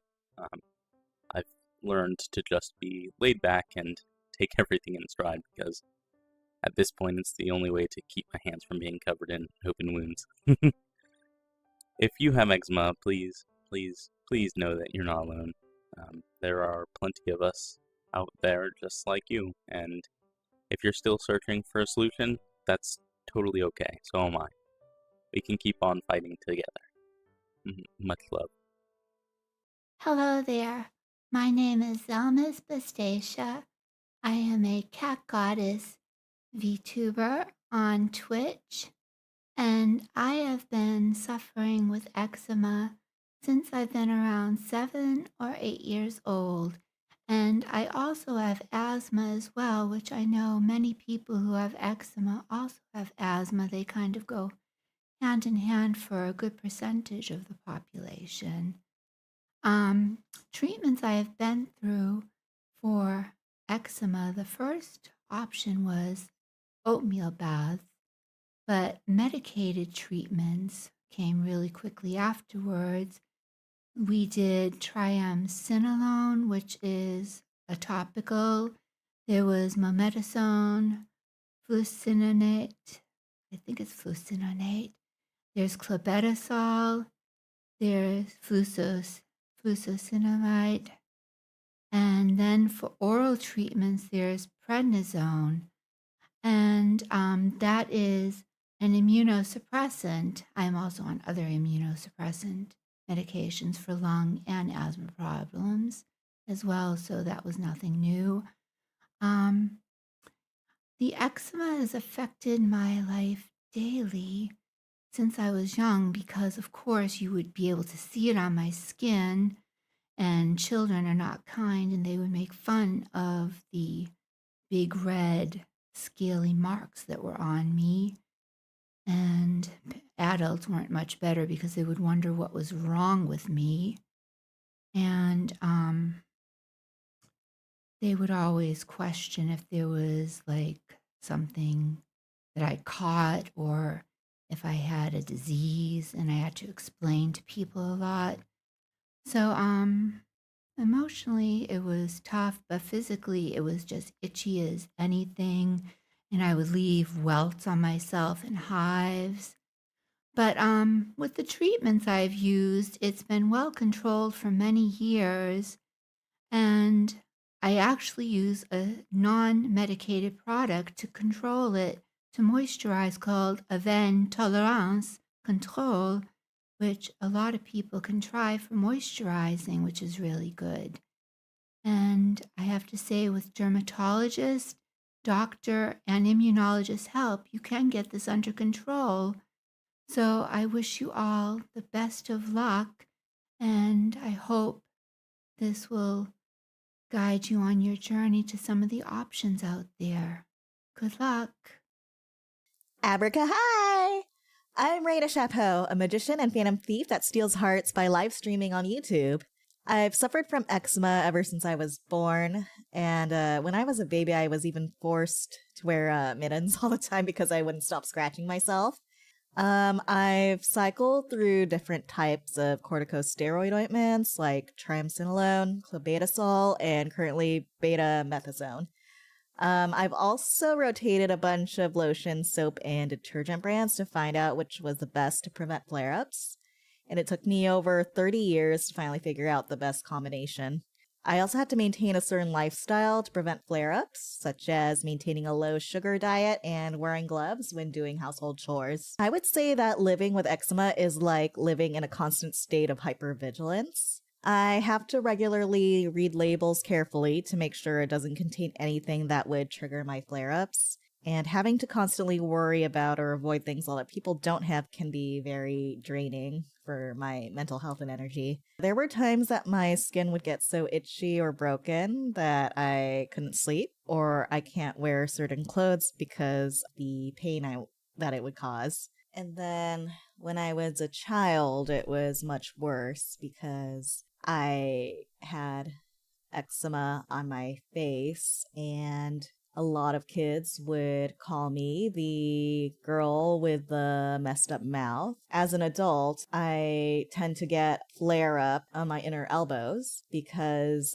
of hormonal changes, and adults can be very judgmental and ask like, ew, what is that? Is that contagious? Or because of the unfortunate places, it almost looks like heroin scars. So some people think that I may be doing illegal drugs when no, it's just my skin trying to hate me right now. So it can be really difficult to constantly explain my condition, and sometimes even then people won't be very nice at all. What I would say to viewers watching who also have eczema is don't give up. You'll find the best routine for you with trial and error. What works can differ from person to person, so don't be afraid to spot test different products and find what's best for you.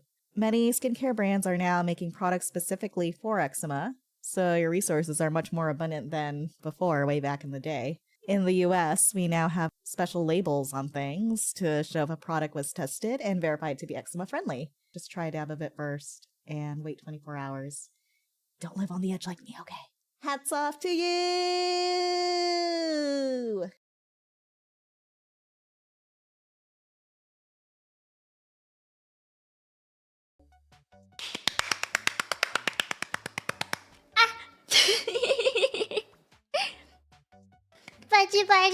Baji. Oh, there's like two chats on the screen. That's kind of confusing. Hold up.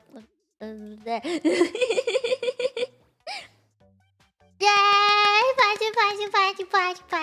Baji. First of all, thank you everyone for sharing your stories.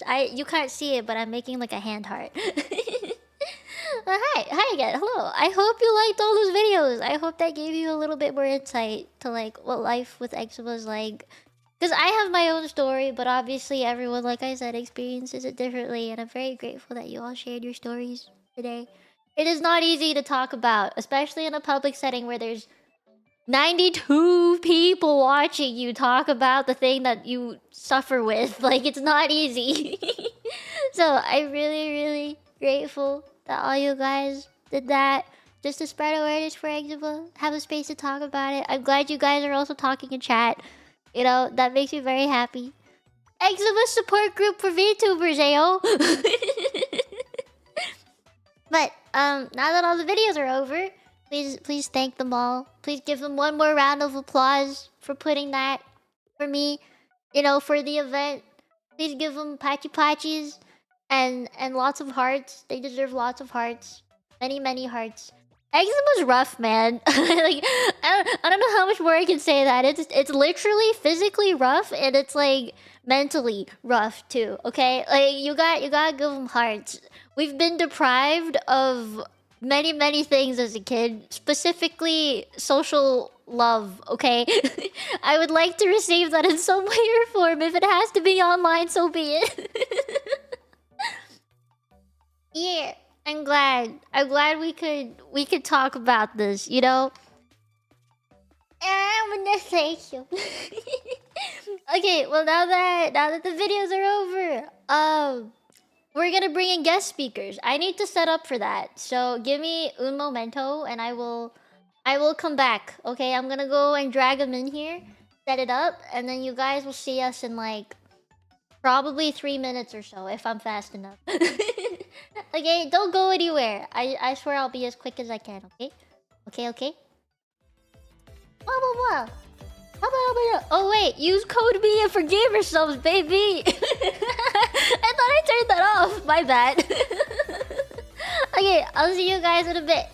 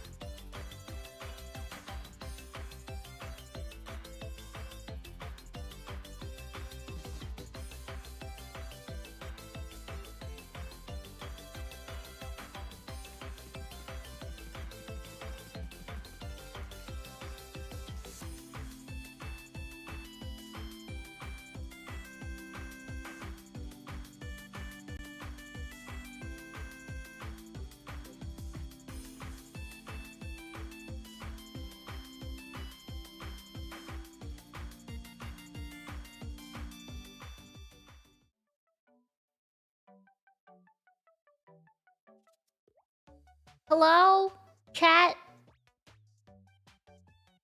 Did they disappear on us? Better not have. How dare they?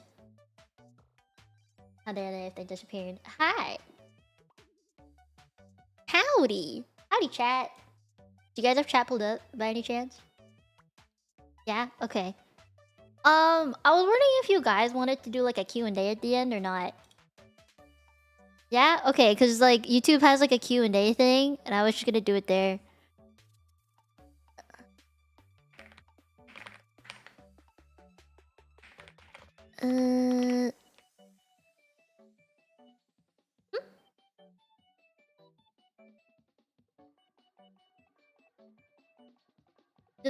No? What?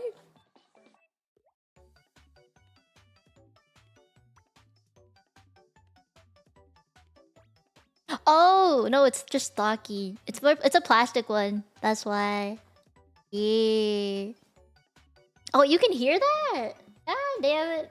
Oh, my noise suppression. Oh. Oh, Oh, my bad. Free us. There you go. We good? Are we good now? Hello. Huh? I was saying that her clicky keyboard sounds soft and squishy. Squishy. Yeah. Yeah, it is a plastic keyboard, so it's all like hollow sounding, I think. But I like how mine like is, deep it is. I have a Razer keyboard, basic Razer keyboard, so it's Ooh. sharp. Ooh, Clack, clack, clack, clack, clack. fancy. I've broken like 3 of them in the span of 3 months. Oh god. Wow. Is that normal? Probably not. Alright. Introductions, I guess, from top to bottom. Yeah. Oh, wait. Okay.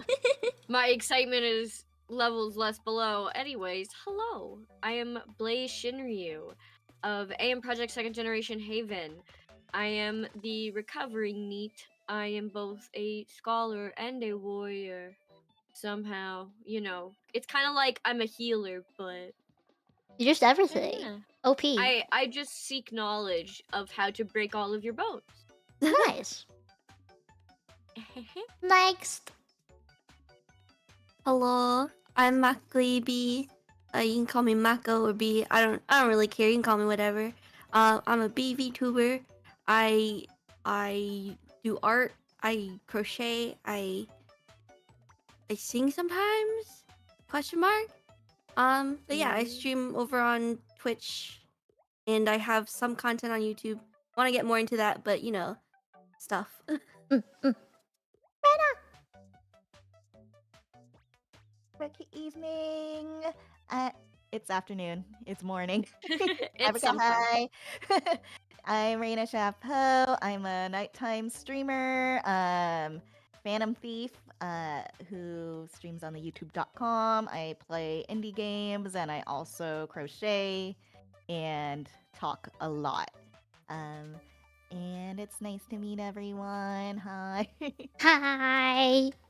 Thank you for your video, by the way. That was a nice video. Nice video, nice video. Okay, I have topics for us to talk about. Basic stuff first. Let me put this on the screen. There we go. Ooh la la, fancy. Ooh la la. My whistle didn't come through, but Ooh la la. it was there. Alright. Clipping. Topic. There we go. There you go. There it There we is. go. There, that's the first topic. When did you first show signs of eczema? Do you guys remember? When I started existing. Yeah. Oh, when you started No, existing? I mean, I guess like I didn't come out of the womb crispy. But like I guess I was talking to my mom last night about it, and it was actually like 6 months after birth when I started developing eczema, when I started eating like solid foods and being like exposed to like a lot of different things compared to like when I was like super baby and like had like very like mono method environments. You know, it was like more controlled when you're a baby, and then like you get older and then you're exposed to more things, and then suddenly you're just crunchy, and then I would like scratch myself a lot, and so like they put like little mittens on me so I don't do that. So I guess yeah, almost all my life. Mm. I remember the mittens. I don't remember the mittens for myself, but I remember the mittens for my brother, and he had eczema when he was born. He's fine now. He got the good end of the stick. But every time I ask my mom like when I started like when the eczema started appearing on my skin, she would change up the answer, so I don't really know. I just do know it was from when I was really young though. Mm. How about you, Blaze? I feel like the odd duck here. Mine actually, it only started about 2 years ago. Oh damn. I am relatively new. I've kind of had a lot of like medical things pop up, and I think it's just because of the way I lived, like growing up, is a lot different to how I've been living my life post COVID. Mm. And so I think just the change in food, the change in like how much I take care of myself and all of that just eventually led to a lot of things happening. I've had like a lot of stomach issues as well. And I also think just like overeating on like a lot of wheat and dairy. I've been discovering that's just like I think my tolerance just the roof, the glass ceiling of that broke. Yeah. And then my body was like, oh, we are allowed to freak out when we are attacked. And now, yeah. That is fair. Honestly, like because I like lived a good couple years without any issues, like to suddenly get it again when I turned like 20, which is around COVID time, I was like, nah, bro, what is this? You started to believe the conspiracies. There's something in there. Yeah. It's like, I think I was like, definitely eating less. I had to stop eating like carbs and like reduce my carbs and sugar for like another reason. But it's been a year since I started doing that, and like my skin has been like super clear. I mean, like I still have like those like patches, like itchy flaky patches, but like they're like thumb sized now. So Oh, that's mm. great. I think there is like a lot of like ties between like sugar and carb intake in Yeah. eczema. Rip, no bubble tea. Oh no. My skin is just like hypersensitive. I like so like any sort of like industrial sanitizer, so like any sort of like sanitizer they use in like a kitchen for like if you worked in like a kitchen and they use like that pink soap that they fill up in the big like 3 sinks, that will kill me. I will die.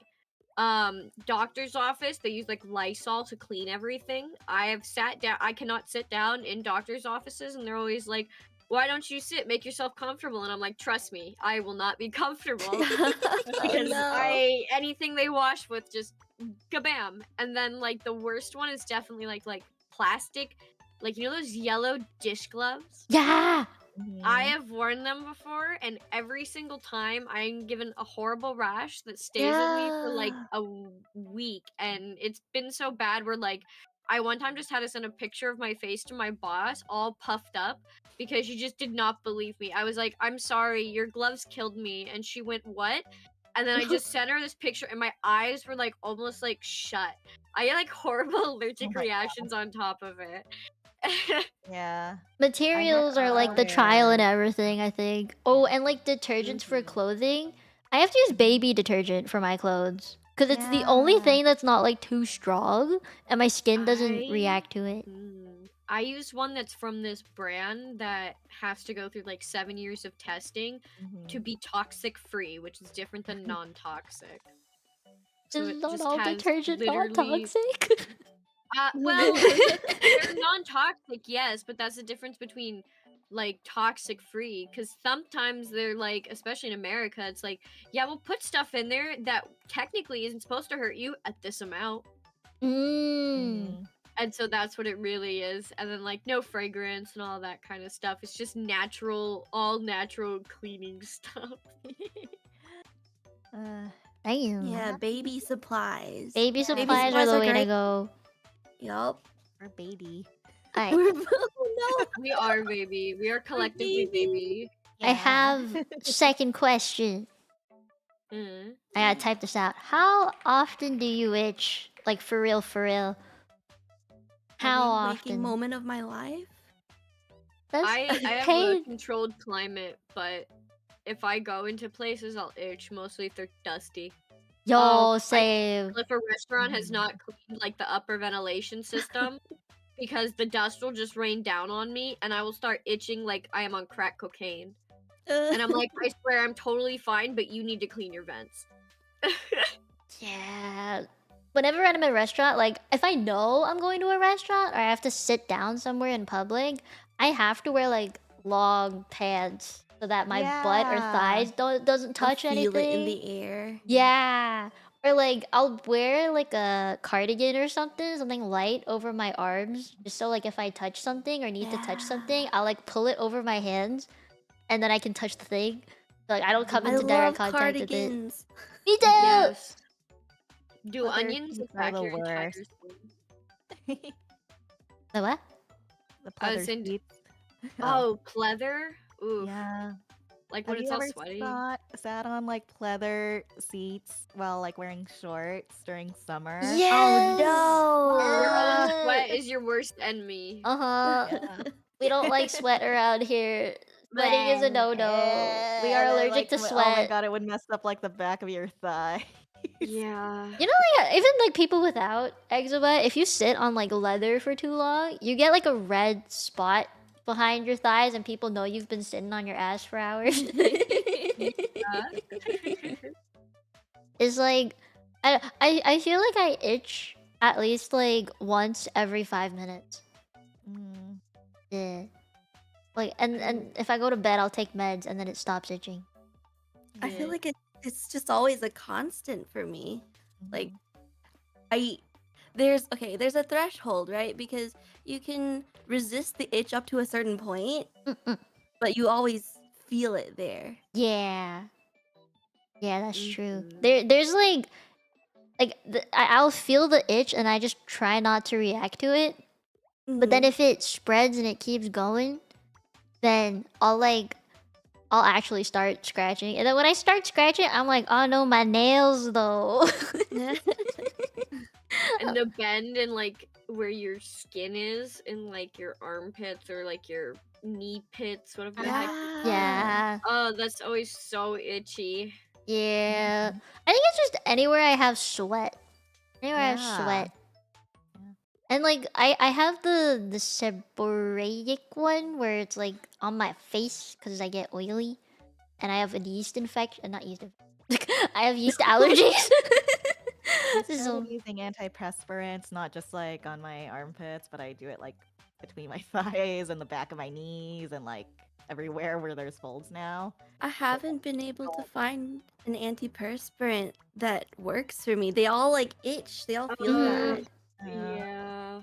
I just try not to sweat. I believe in my Asian genes to not sweat too bad and stink. Bro, I relied on my Asian genes all my life, but I started taking a new medication for something else that makes me sweat more. Oh no! Oh no! Yeah. Hey, I get it though. I think I itch like in really weird spots, and sometimes like I remember when I went to the doctor, they were like, "Are you scratching because of like a psychological thing? Like, do you just feel the need to scratch now? Is it like just a natural thing for you because it's like second nature?" And I'm like, "No, I'm actually itchy." There was actually one time, when I went to the dermatologist in Hong Kong, they asked me if I was itching because I wanted to self-harm once. Well, Yeah. Because I was like, because when you scratch, you're literally causing open wounds on your body, right? And they were like, "Are you doing it because you are self-harming? Like, is this what you do instead?" I was like, no, that's not it. Because I would scratch really hard that it would like leave like nail marks on my skin, or like I would literally scrape off the skin. yeah. You know, like it's just that itchy. So yeah, my dermatologist wake up asked that. with like giant claw marks on my skin. Yeah. Because you just been sitting there scratching Yeah. so much. Yeah. it'd be like I that. tried using ice packs instead of scratching, and it sometimes helps. But like during winter, you kind of don't want to. Yeah. Yeah. It helps like a I little find- bit. Strangely, what helps me a lot is like I wind up taking so many like baths, and I know it's like hot water isn't supposed to help, but for me it's like I just have to burn my skin. Yeah. It I'm works. like, yeah, I'm like I have to get all this feeling off my skin, please. Yeah. The reason why hot feels good is because brain thinks that hot water is like the sensation of scratching your skin, basically. And it like overtakes the itch in a way. Like your nerves don't really understand what's happening. So when you like itch it, it's the same sensation of when it's hot water. So it feels really nice. Yeah. And honestly, I don't even think it's that bad. I feel like this is just like a myth thing. You can take hot showers and hot baths and stuff. Just as long as you moisturize after, you're good. You know? I'm so bad with moisturizing. The only one I found so far that I genuinely like don't want to chuck out a window is this like water-based lotion. Oh. I use And because Cetaphil. it's like I can't use it. Oh damn. I started using this lotion that's like specifically to use like right after you finish showering because it's like activated by like the moisture on your skin after you take a shower. That's Yeah, fancy. It's like helped a lot because I really hate like putting like normal lotion on my skin Yeah. after To a me, shower. lotion Yeah. stings. I don't know what it is, but it stings more. I've tried Vaseline and that doesn't sting as bad though. Yeah. Vaseline Vaseline's feels just so disgusting. icky feeling. It feels disgusting. It feels so slimy. Gross. I only use I it for have my a hate kids. love with it. Yeah. It's like I know It's it like- works, but I hate it. Yeah. Oh, have any of you guys ever been told to use freaking witch hazel? to Yes! Your life. I hate it. Yes. I hate it. Oh my gosh. I felt like that was like the driest my skin has ever felt. And I was like, this feels horrible. Why Mhm. would this happen to me? I can't use that. I can't use like there's like this pink brand of stuff. It's usually this pink like thing. I wish I could remember, but it's like Oh, it's I a different used- kind of product. I used chamomile at one point, I think. Oh. Yeah. Yeah. That worked for like a little bit when I was a kid. Mine was like Hydra something. It was like a Hydra's. Dude, names are hard. Names are Yeah. hard. It was some kind of droxine type of thing. Oh yeah. All any oxins I feel those. like are prescribed for skin things. Yeah. Oh, there's this one thing I got prescribed. It's like okay, this sounds really really weird maybe, but it was an anti-anxiety pill, but a side effect of it was anti-itching. So I got Oh. prescribed it for anti-itching, but it was actually also mainly for anti-anxiety. Yeah, I mean, I have an anti like I have a regular medication that just targets both. Like, but then I do have like my allergy med that technically just because it makes you sleepy, it works for anxiety. Yeah. I have actually that. went too. out and took a walk this morning and the wind was so bad when I walked back in. My nose is so stuffed up I had to take one. Rip. That's why I'm like The weather lately has honestly not been helping. When the weather changes so much, like I don't know what my skin oh my wants gosh, from me. Yes. So I have to And stay get, like, inside. hot cold. Yeah. My skin Worse. doesn't know It'll what be it like- wants. Yeah, so nice and warm one day and then like just raining the next. It's like what's going on? Yeah. I Thanks, like global warming. I have question. Do you think it's itchiest in the summer, winter, autumn, or fall? Or spring? Spring. Summer summer for me. and summer. Summer cause sweat, spring cause Yeah, allergies. sweat. Yeah, I okay, feel like- summer. For crunchy in winter. Mm. all the different seasons bring different challenges. Like in the winter, the cold bites, and in the summer, there's sweat, right? So like it all. I can't really say which one affects me more, really. Well, that's fair. I think I'm itchiest in the summer, and then my skin gets worse during the spring and autumn seasons. Winter is probably the best for me because like I just have to moisturize a ton and I'm fine Yeah. and no sweat. I like winter the most. All the other three are terrible. The perks of living in Canada. It's mostly cold. Mostly. And like the summers here don't get too hot, which is good. Yeah. Do you guys have to maintain humidity levels for your skin? Mm-hmm. Yeah. 40 to 60%, baby. Usually 50. Within the 50 is good for me. Yeah, I try to get 50 when I can. Yeah. 50 works. I have another thing. I need to type it out though. Hold on. Tippity toppity. Okay, we kind of already mentioned the treatment stuff. That was one of my questions. How dare you? How dare you? Okay. Daily life things. The thing with the daily life one though is kind of broad, but what I mean by this is kind of like choices that you make that someone without eczema might not have to make. So like avoiding touching things in public, or like when you go traveling, you don't think, oh yeah, just bring clothes and go. It's like, what meds do I have to bring this time? Or like, Oh, what's the weather yeah. like over there so I can, I'm you know, dumb. I have no forethought. I bring my own soap and hand sanitizer to public bathrooms. Oh shit, fair. I hate hand sanitizer. Makes me Yeah. want to cry. I'm like, I saw this thing. It was like a portable soft water filter. And Oh, I'm that very sounds tempted cool. to get it because hard water is terrible for my skin. Yeah, hard water How do you not know the good. difference? So hard water has like more minerals in it, and you get more mold in your bathroom when you have it. Soft water is like more filtered out, and it's like easier on the skin. Soft water. When You I lived check. in when I lived in Belgium, it was mostly hard water. Like they have a lot of what's that white stuff in the water that like Talc? Yeah, calc. Mm-mm. There was like a lot of Talc. that.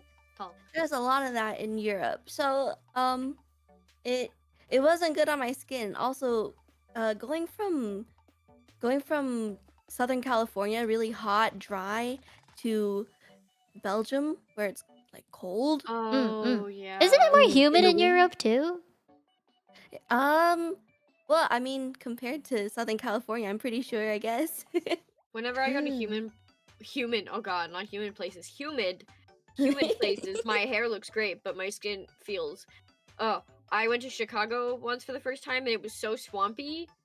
Oh yeah. No. I've never been swamped like that in my life. It And feels I'm really like, oh my sticky. goodness. I feel sticky in humid Yeah, places. the Midwest feels so stagnant. You know, the air is just so ugh. There is like a dehumidifier. If you're ever in a place that has like humid, you can get dehumidifiers, and then it like fills up with water from the air. And you just have to dump it out. I had to get one of I have those. one of those. Yeah. It's super useful. Yeah. It's like just nice water. I don't know. But what do you do with the water? It's just air water. I feed my plants the dehumidifier water. Oh, smart. I mean, I also like whenever I go out, just like when I leave the house, you know, people go like phone, wallet, keys. You know, I got a phone, wallet, key, cream, anti-itch meds, allergy. You know, I gotta bring like a bag full of stuff just The in case safety something happens. towel. Yeah, the Oh, towel. Yeah. You know how like Oh my old God, people towels. have handkerchiefs? I'm like, I got my clean towelettes. Yeah. I always have a roll of paper towels on my desk, just like to dab on my skin. Yeah. How do you guys feel about sleeping? Yeah.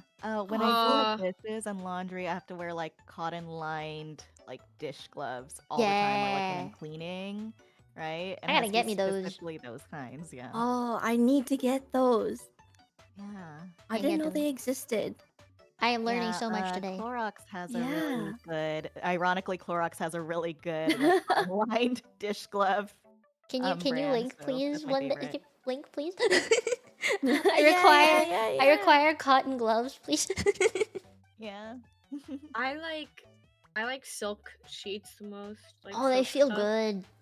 Yeah, and then it's like I sweat a lot in my sleep, so I'll just like, oh gosh, I'll wake up sometimes and I'll be like, I took a bath, and I'll just be like so disgusted.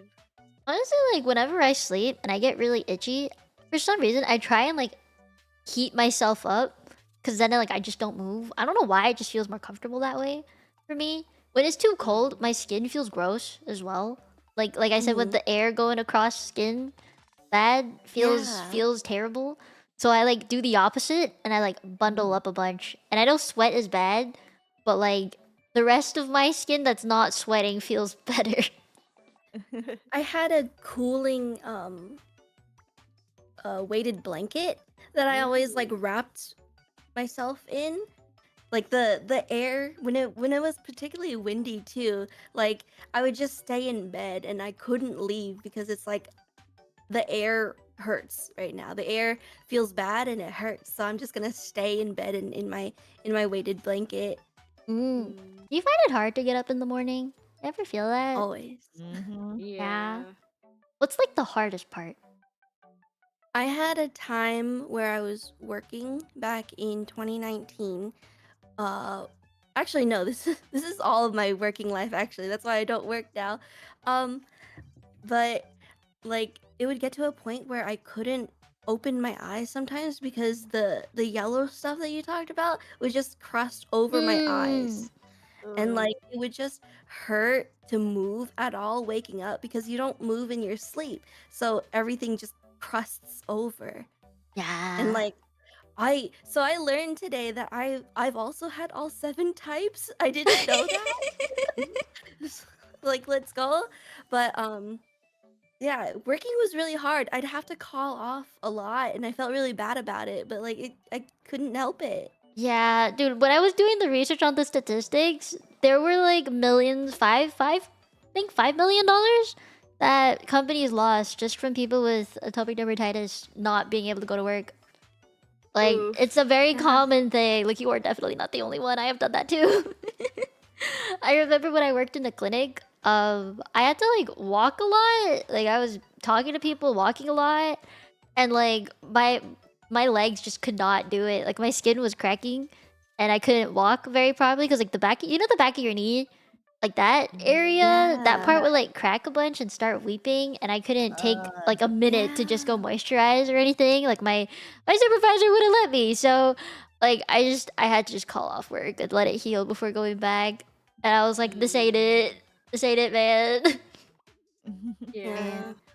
Like I keep telling any boss, I'm like, it's too. You got look, man. Like these things, I can't do them, and it's not. I'm not trying to like get out of work. I'm like, if I put my hand in that sanitizer, I will cry. Yeah, that's why I like being a VTuber, because I get to work from home. Yeah, I get to stay in my little comfort room where there's nothing that'll jump scare me. Right? I can at least wear the clothes that I want, moisturize whenever I want, leave stream whenever I want. Yeah. And like I mean, no I one can used to see.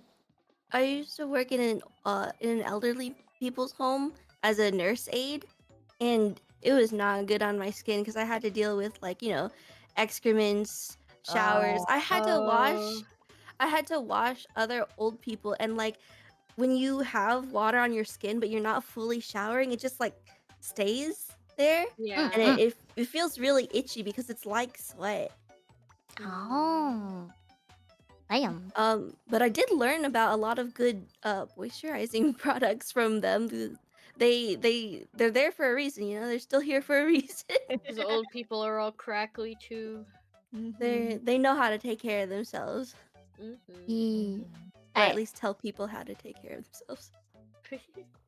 I wanted to talk one more time about treatment, but I have a weird question. What is one of the weirdest things that you have tried to treat your eczema? Mayonnaise. What? Acupuncture. Mayonnaise? Hold on. What? Mayonnaise? Mayonnaise. Can you explain the mayonnaise?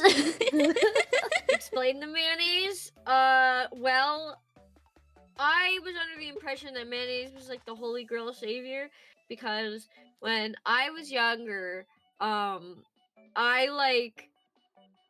went to a summer camp once. When I got out, I had head lice and pink eye, and my mother made me sit in the bathtub with mayonnaise all over my head and all over my face. What the fuck? And in 2 days, the head lice and the pink eye were gone. Where did so she get that? I don't know. What?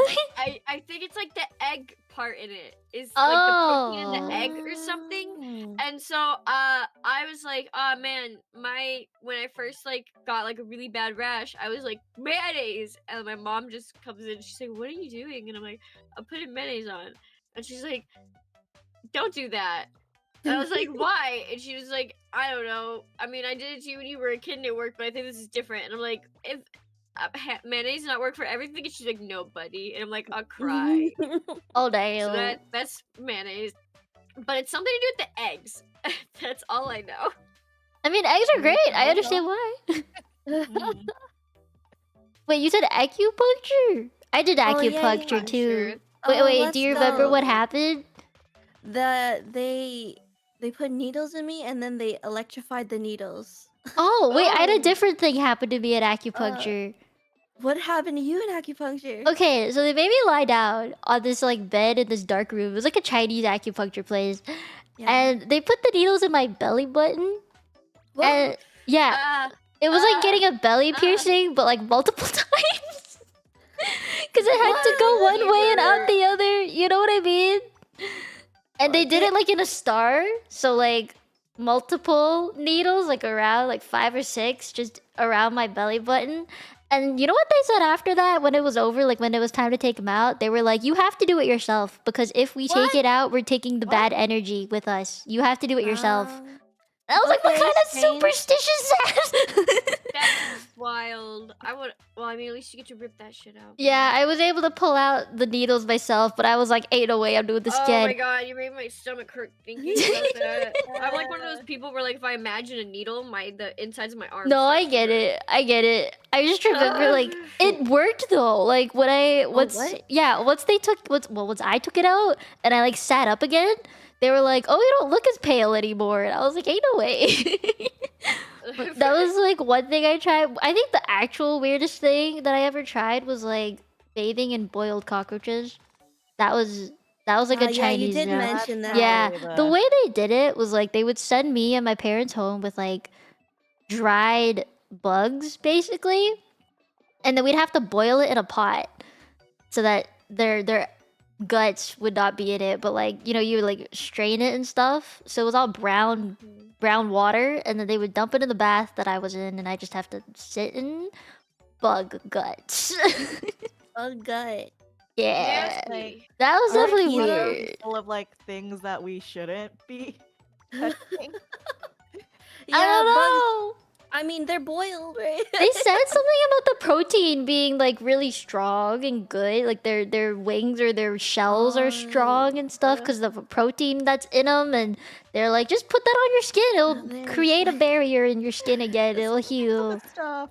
Hey, yo, cockroaches, they survive everything. So if you boil yourself in them, or Baby, you'll if you work. cover yourself in them, Oh, you God. get their power. Yeah. It's like the blood of virgins, the blood of roaches. Uh-huh. Hey Rada, what about you? That's on bathwater.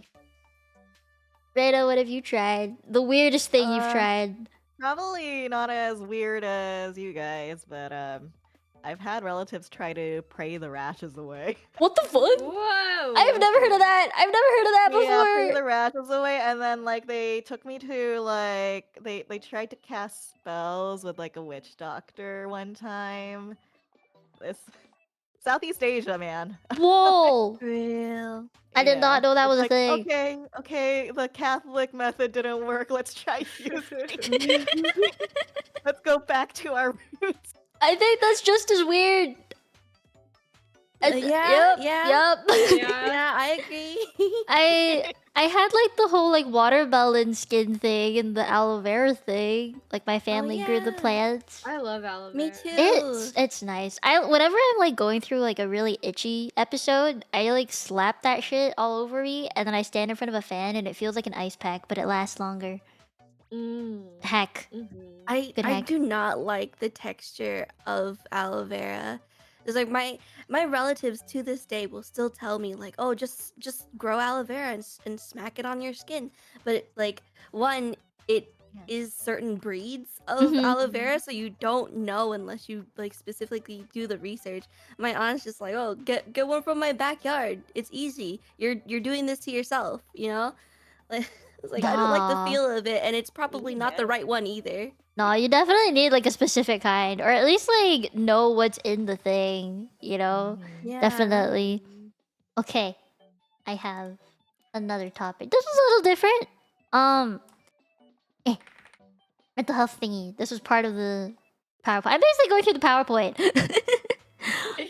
This one I think it was more just like talking about perception of like your self-image. If you've ever had like low self-esteem, or like the anxiety, depression stuff, things like that. You know, I know like when it's real bad, I just like wear as many clothing items as possible to cover it because I get really self-conscious about it. You know, and like when it's hella bad, my self-esteem is underground somewhere. You know, it just doesn't exist. So I was like, have you guys ever felt that before? Yeah.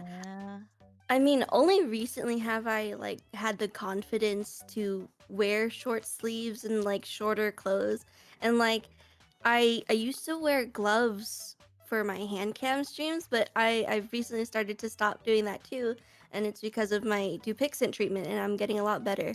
It's still not like great, you know, but like I'm at a point where I'm confident because it's not as bad as it used to be. But when I was growing up, it was awful. Like I was so red, and like I know you talked about bullying and stuff from peers, but I feel like the worst of my confidence was hit because my family kept talking about it. Oh yeah. And every time I saw my aunts and uncles, they'd either suggest treatments, which is fine. They just want to help, but they also kind of like include the, oh, because you're not doing this, you're it's your fault that you're not trying these techniques to fix it for you. It's like, why aren't you doing this? It's like I've tried a lot of things, and like you also mentioned, like it feels really hard because it feels like nothing works. So like I didn't want to try anything for a really long time because I was just bombarded with it in my youth. But there was another thing that I had issues with, which was my parents tried having me go to a lot of expensive places, so I couldn't afford them either. Oh Or yeah. not just my parents, but like everyone tried sending me to these places, and it cost so much, and like my parents didn't have money either. No, that's fair. Yeah, it's like they'll look at like, oh well, look at all these celebrities getting all these treatments. How can you do Yeah. that? Well, they're like eating baby foreskin. Okay, like I don't know what's going on over there. There's a reason they look like 20 when they're 70. Right. Dude, my mom bought me this bottle of vitamin E and like lamb placenta. Oh yes, I have Lamb placenta. face masks. Yeah, I was just like, I can't. For one, I don't know if this works, and number two, it looks really expensive. Like, Oof. yeah, I also hate the feeling of when I think it's just when people think they know better. You know? Yeah. But then I also get the family that's like, oh, what's wrong with you? Yeah. Why do you look like that? Why is your skin like that? Recently, you mentioned menopause, right? Recently, my aunts and uncles have been coming up to me, or my aunts have been coming up to me like, oh, I get it now. I understand. It's like, bro, it's too late. It's too late, bro.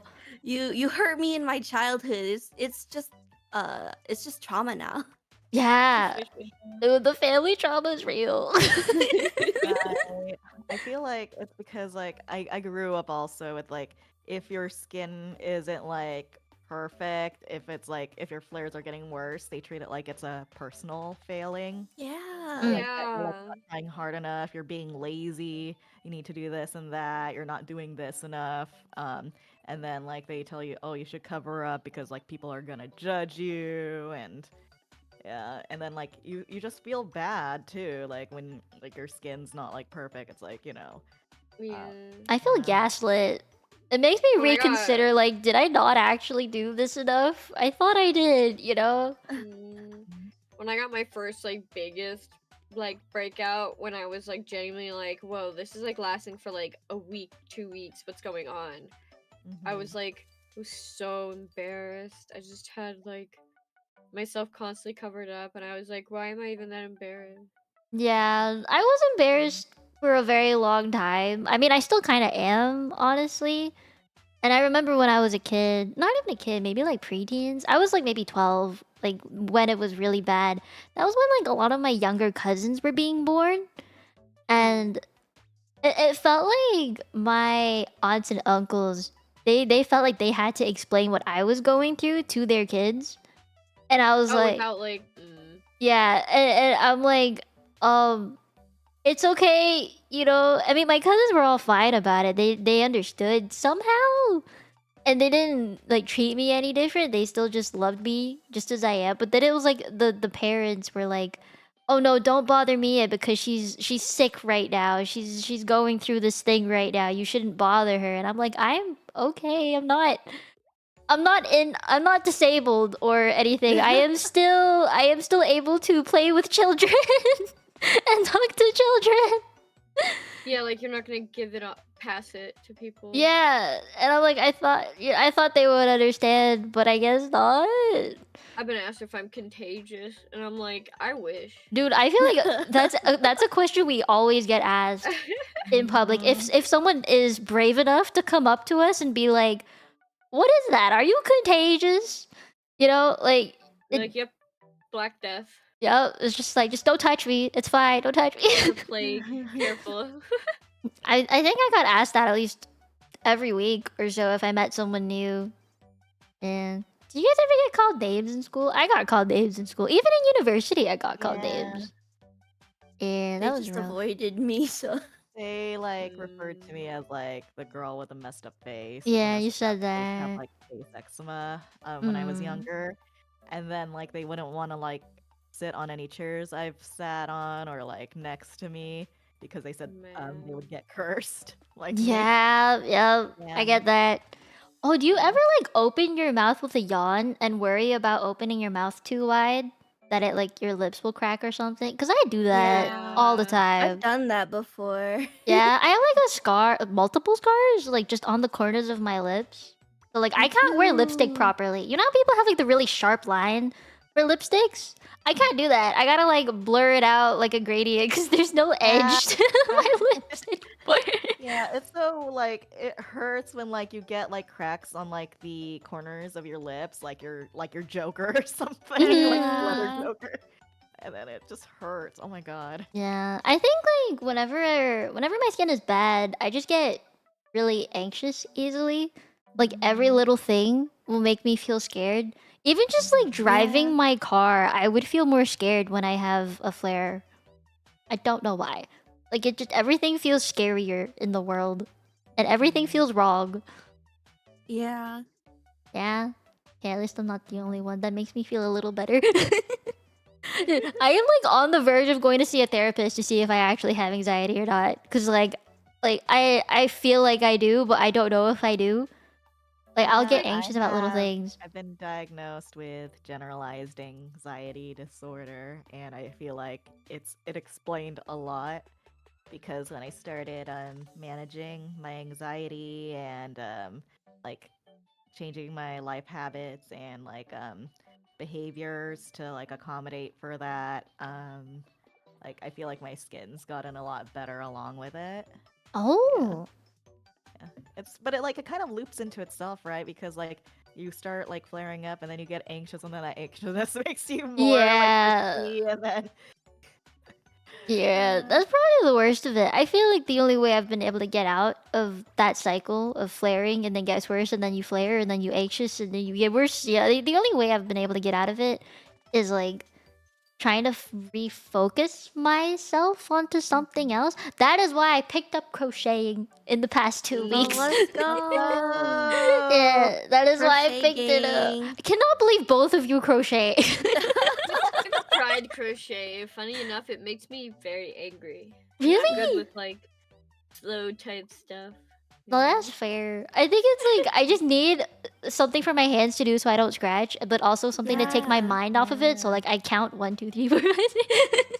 So it helps It somehow. really, it really is a never-ending cycle, and like you feel like it's not gonna get better, and or like when it does get better, I get really anxious that like it'll not be that good for long. Like right now, I'm my skin's really good because of Dupixent, but I'm always afraid of like it declining again because all it takes is just like one stressful day, Mm. Yeah. and the stress flare makes your skin flare up, it makes your body feel hotter, you sweat more, you scratch more, and it just cycles, you know. Mm-hmm. And it just sucks until you can like eventually manage to get rid of it long enough where you're like, okay, I'll live possibly. Yeah. What I hate the most is like it takes what, like a second to cause like a wound, but it takes Yeah, days to yeah. weeks for it just to heal properly. Yeah. Yeah. I had so many open wounds that would like Like pus up. recurring. Yeah, Oh in the yeah. same places too. I still have scars from all the wounds that I've had, and like my feet looked like yours in the picture. I'm recovering from that now, but it like travels, you know. Yes. I've had it all over, It but at different does. periods in my life. I get it like on my arms and on like my lower back Oh yeah. and Yeah. on my feet. Yeah. I get it on my lower back. I think it's because like I sit in my chair and I lean on my lumbar like spine Mm. thing. And then like it just gets hot. So then it gets itchy. And like around like my Yeah. waistband. I noticed that with pants, if I wear like high waist pants and it's like jeans or something, I'll have like a red line that just goes across my Yeah. waist. Yeah. And like I need to like wear really soft kind of pants now so it doesn't do that. Yeah, pain pickle. I don't know, I think like I've made a lot of, what's the word, like different choices with clothing as my skin changes. Sometimes I like the tight clothing, sometimes I hate it. Or like when fashion changes, I love fashion to a fault. Like I love clothes. I love looking at pretty clothes and stuff. So I will always try and find a way to be fashionable but still comfortable.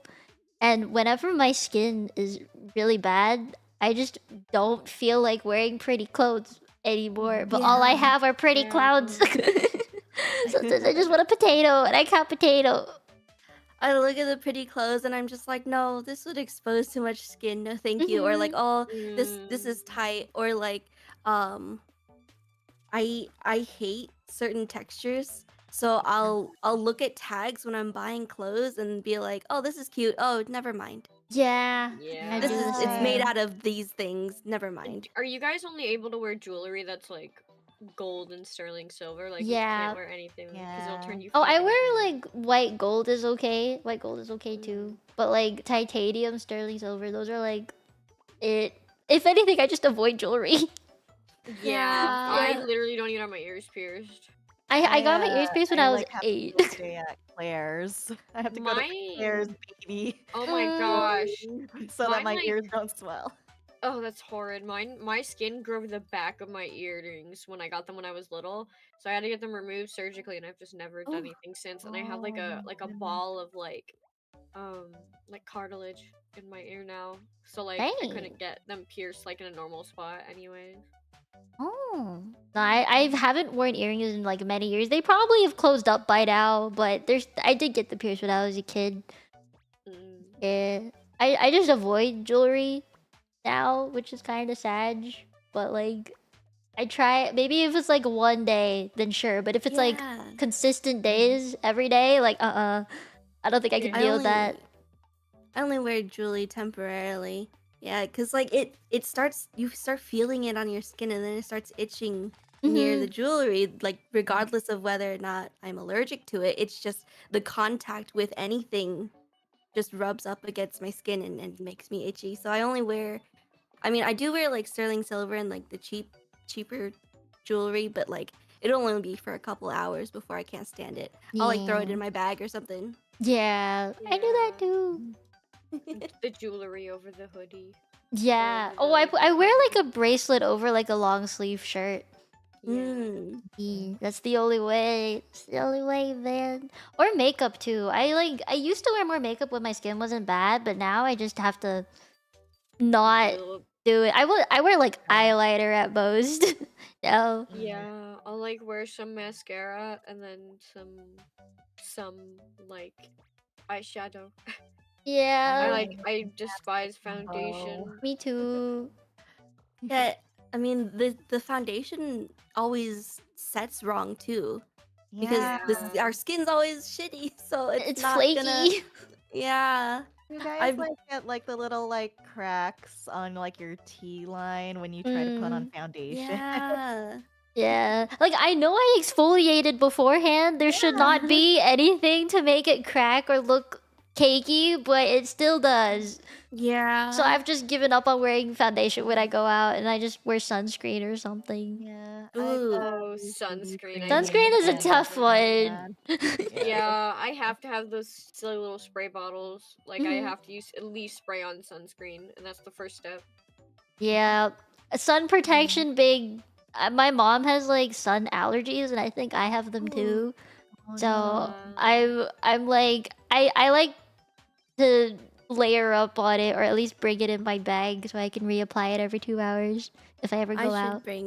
I should bring sunscreen out. The California sun is not kind to our skin. No, when I was there, it was hella hot, man. Yeah. I did not like it. It was burning. Like the sun is just very strong. Don't like. I stay inside. I stay inside. Yeah. Like Oh, if I forget to wear sunscreen, I will feel it like immediately. It'll just be like, Yeah. oh, the sun is attacking my skin right now. I am burned Yeah. alive every time. Things I like looking pretty. I like makeup. Like I have all the shit. I like doing it. It makes me Yeah. feel more confident with how I look and not as self-conscious. But at the same time, I know it's not good for me. So it's like, what am I Yeah. supposed to do, man? You know? Cry. Cry. Cry. I have another topic for you.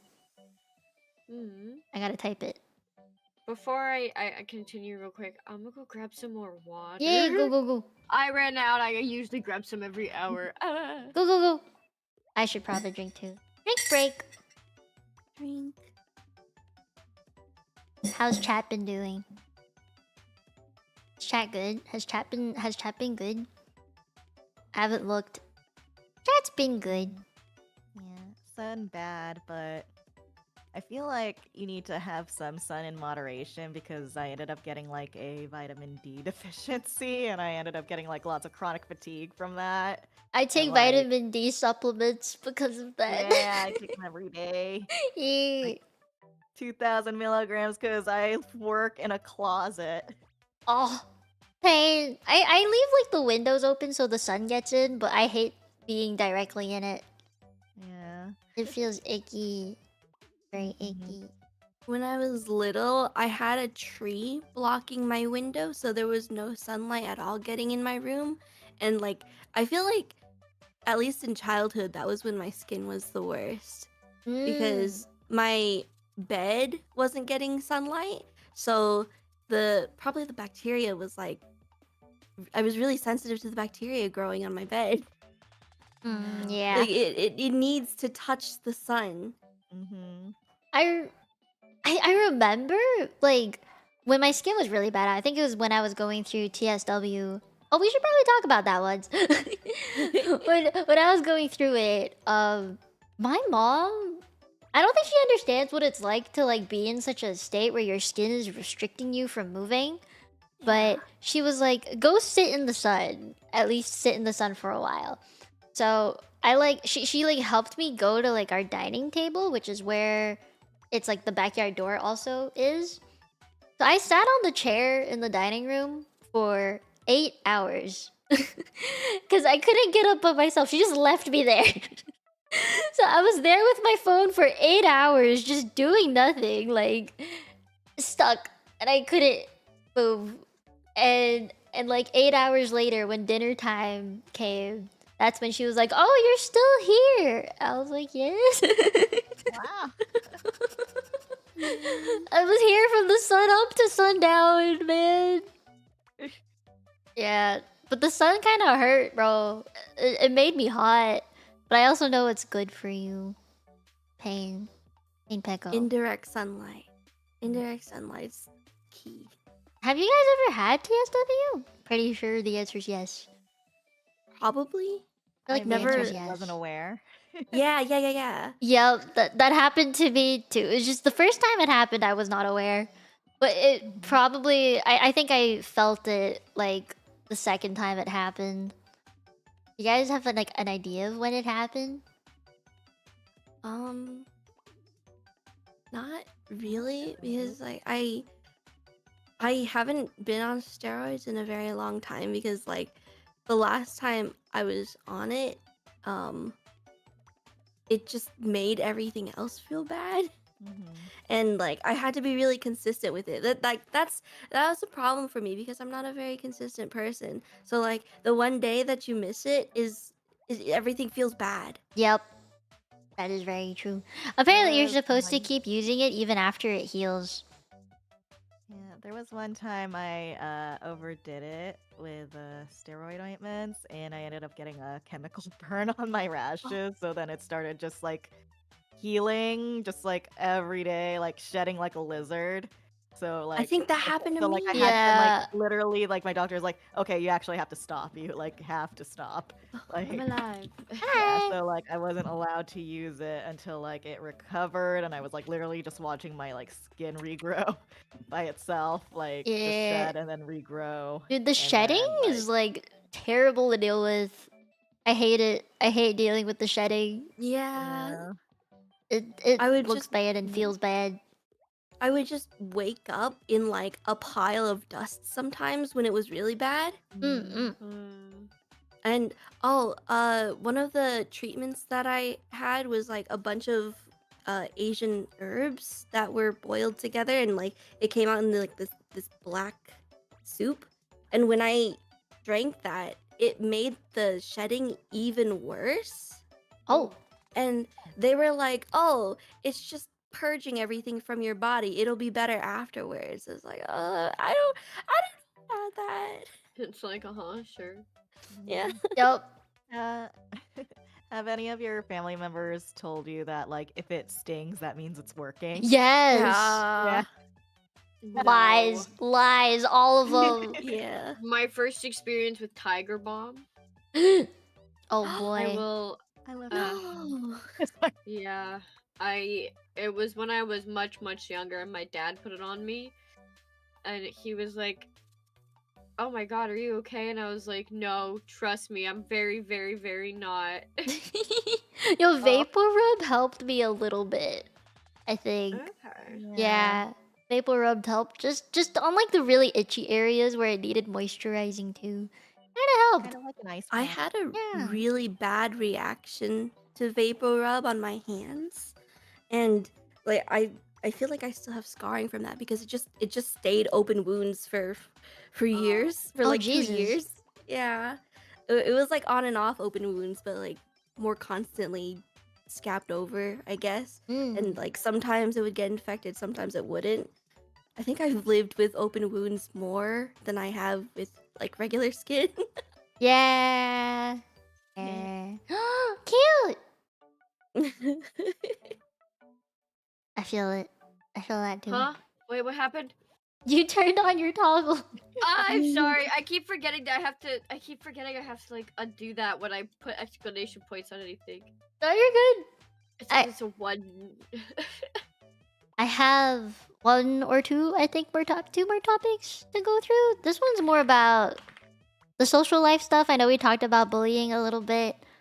We talked about family a little bit, but I wanted to talk more about like friendships. If like your friendships have ever been affected, or like because we're VTubers, hypothetical partners. Just I want to talk to you. I would be so embarrassed if like someone like saw me naked for the first time and went like, "What the fuck is that?" Right? I would like cry. Yeah, no, that's actually happened to me before. Oh Yeah. We didn't get that far, obviously. I think I talked about this once in like a member stream. I'm okay with talking about it now though. One time it was like in university. There was a guy that I was kind of interested in, and like we were like getting to know each other and stuff, and like we were making out on a couch. I remember that. It was like my friend's house. It was a party. Was it a party? No. Never mind, different one. It was something. It was. I think we were just at my friend's house. I don't really remember what we did. This was years ago, and he like touched the back of my neck for the first time. He'd never touched there before. We never really like went further than that. Like it was just kissing. He touched it, and he was like, "What the fuck was that? That's kind of disgusting." And I was like, "Okay, I'm out." Yeah. So I never saw him again, and I told my friends what a jerk he was because they set me up with him, and I was like, I'm not talking to him ever again. Yeah. I always feel self-conscious about the texture of my skin too. Is like, I like for one, when I have open wounds, it hurts when I'm touched. Yes. But like when my skin feels rough, like I don't want them to feel that. I don't want them to touch that, you know? Yeah. Like even if it's not an open wound for me, if it just feels rough or like the thickened skin, you know, that's kind of not something you can hide, right? Especially if it's on your hands, because hand holding is a thing. Ooh, scandalous. Right. So Oh my god, the you hand. know, I was like, I don't want people to touch that, or if they even touch it, I hope they're okay with it. And like, what are the chances people are? So yeah, my mom always said like, cause she also has eczema, and she was like, I guess my dad, he fell in love with my mom and like accepted it for what it was. And they had me somehow, right? So it shouldn't be something that will hinder sex life, but like if the person love you for real, then it don't matter. You know, that's what they've always told me. Exactly. But I'm like, where like they better exist. They better be okay with it.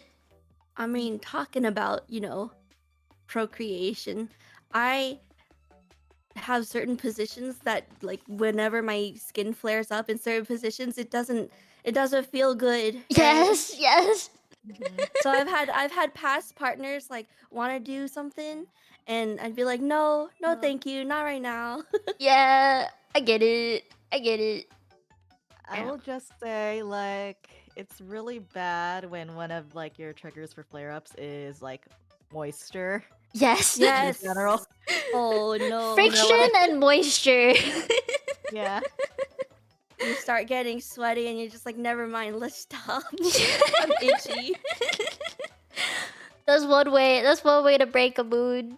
Yeah. Wait, I need to get the safety towel. Or like when you have to scratch while you're doing it and you're not even thinking about it and they're just like, what the hell are you doing? Yeah. I'm like, I just wish it wasn't something that would affect it, you know? But it does. It does, man. First, physical activity. Can we just mention it's physical activity? It involves potentially sweating. That is not like low impact yoga. It is like a fucking hit workout where you gotta schmoove, alright? Number one, moving's already hard, and then there's a physical activity involved that may be sweaty. And then we might get itchy. You gotta shower like right after. Yeah. And like, you have to have the safety towel. Yeah. Yeah. Man. So like I've always like just worried about it in some way. Like, Hmm. ain't no way everyone's just gonna be okay with it. So I. Ugh. Yeah, it was really difficult and odd for me to like suddenly just have such different like type of skin and have to be aware of things before and then be like, ah, I'm stressed. Lovely, now I'm covered in a rash. mm-hmm. It's like people don't know where it comes from, right? Like it pops out of nowhere. Yeah, it Right. just happens. Yeah, it just happens. We can't control when it happens, or at least there's minimal control we have over when it happens, right? So when people are like, they see it, they're like, "Oh, where'd that come from?" And I'm like, "I don't know. It's just here."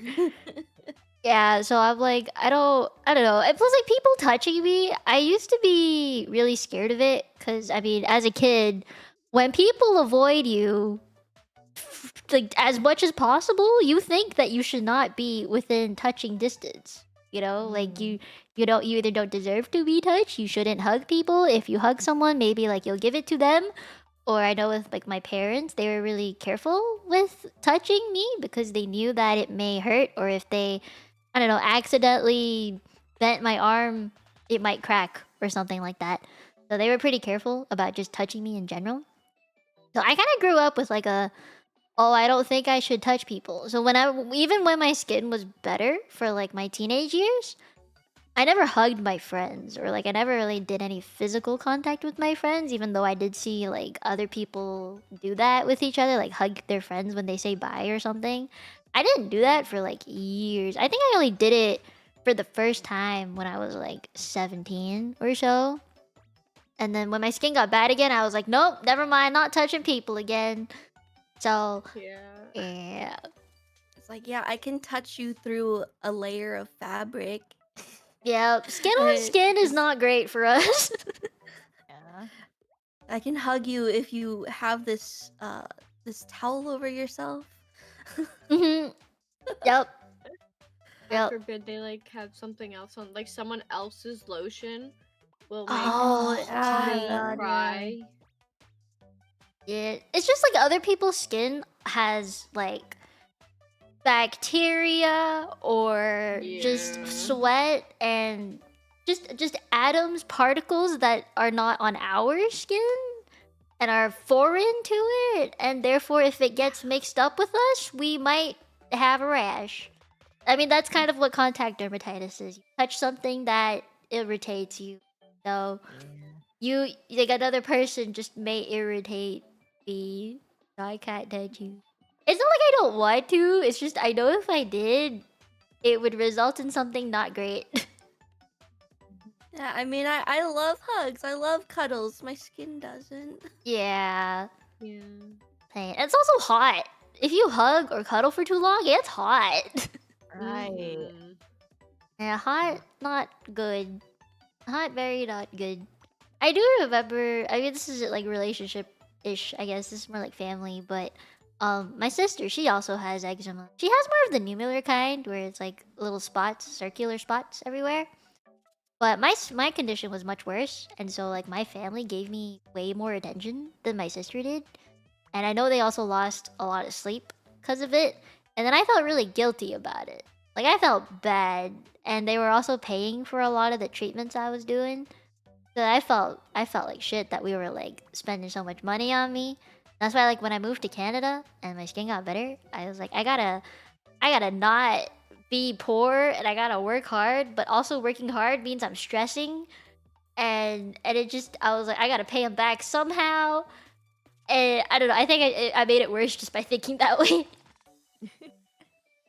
And they provided The a lot. stress just piles on.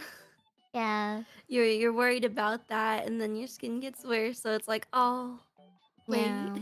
I mean, now that I'm older, I feel like my family doesn't really look at it as much anymore, or like care about it as much anymore. They more or less just say, "This is, oh god, this is actually one thing I wanted to talk about." let me change topic real quick.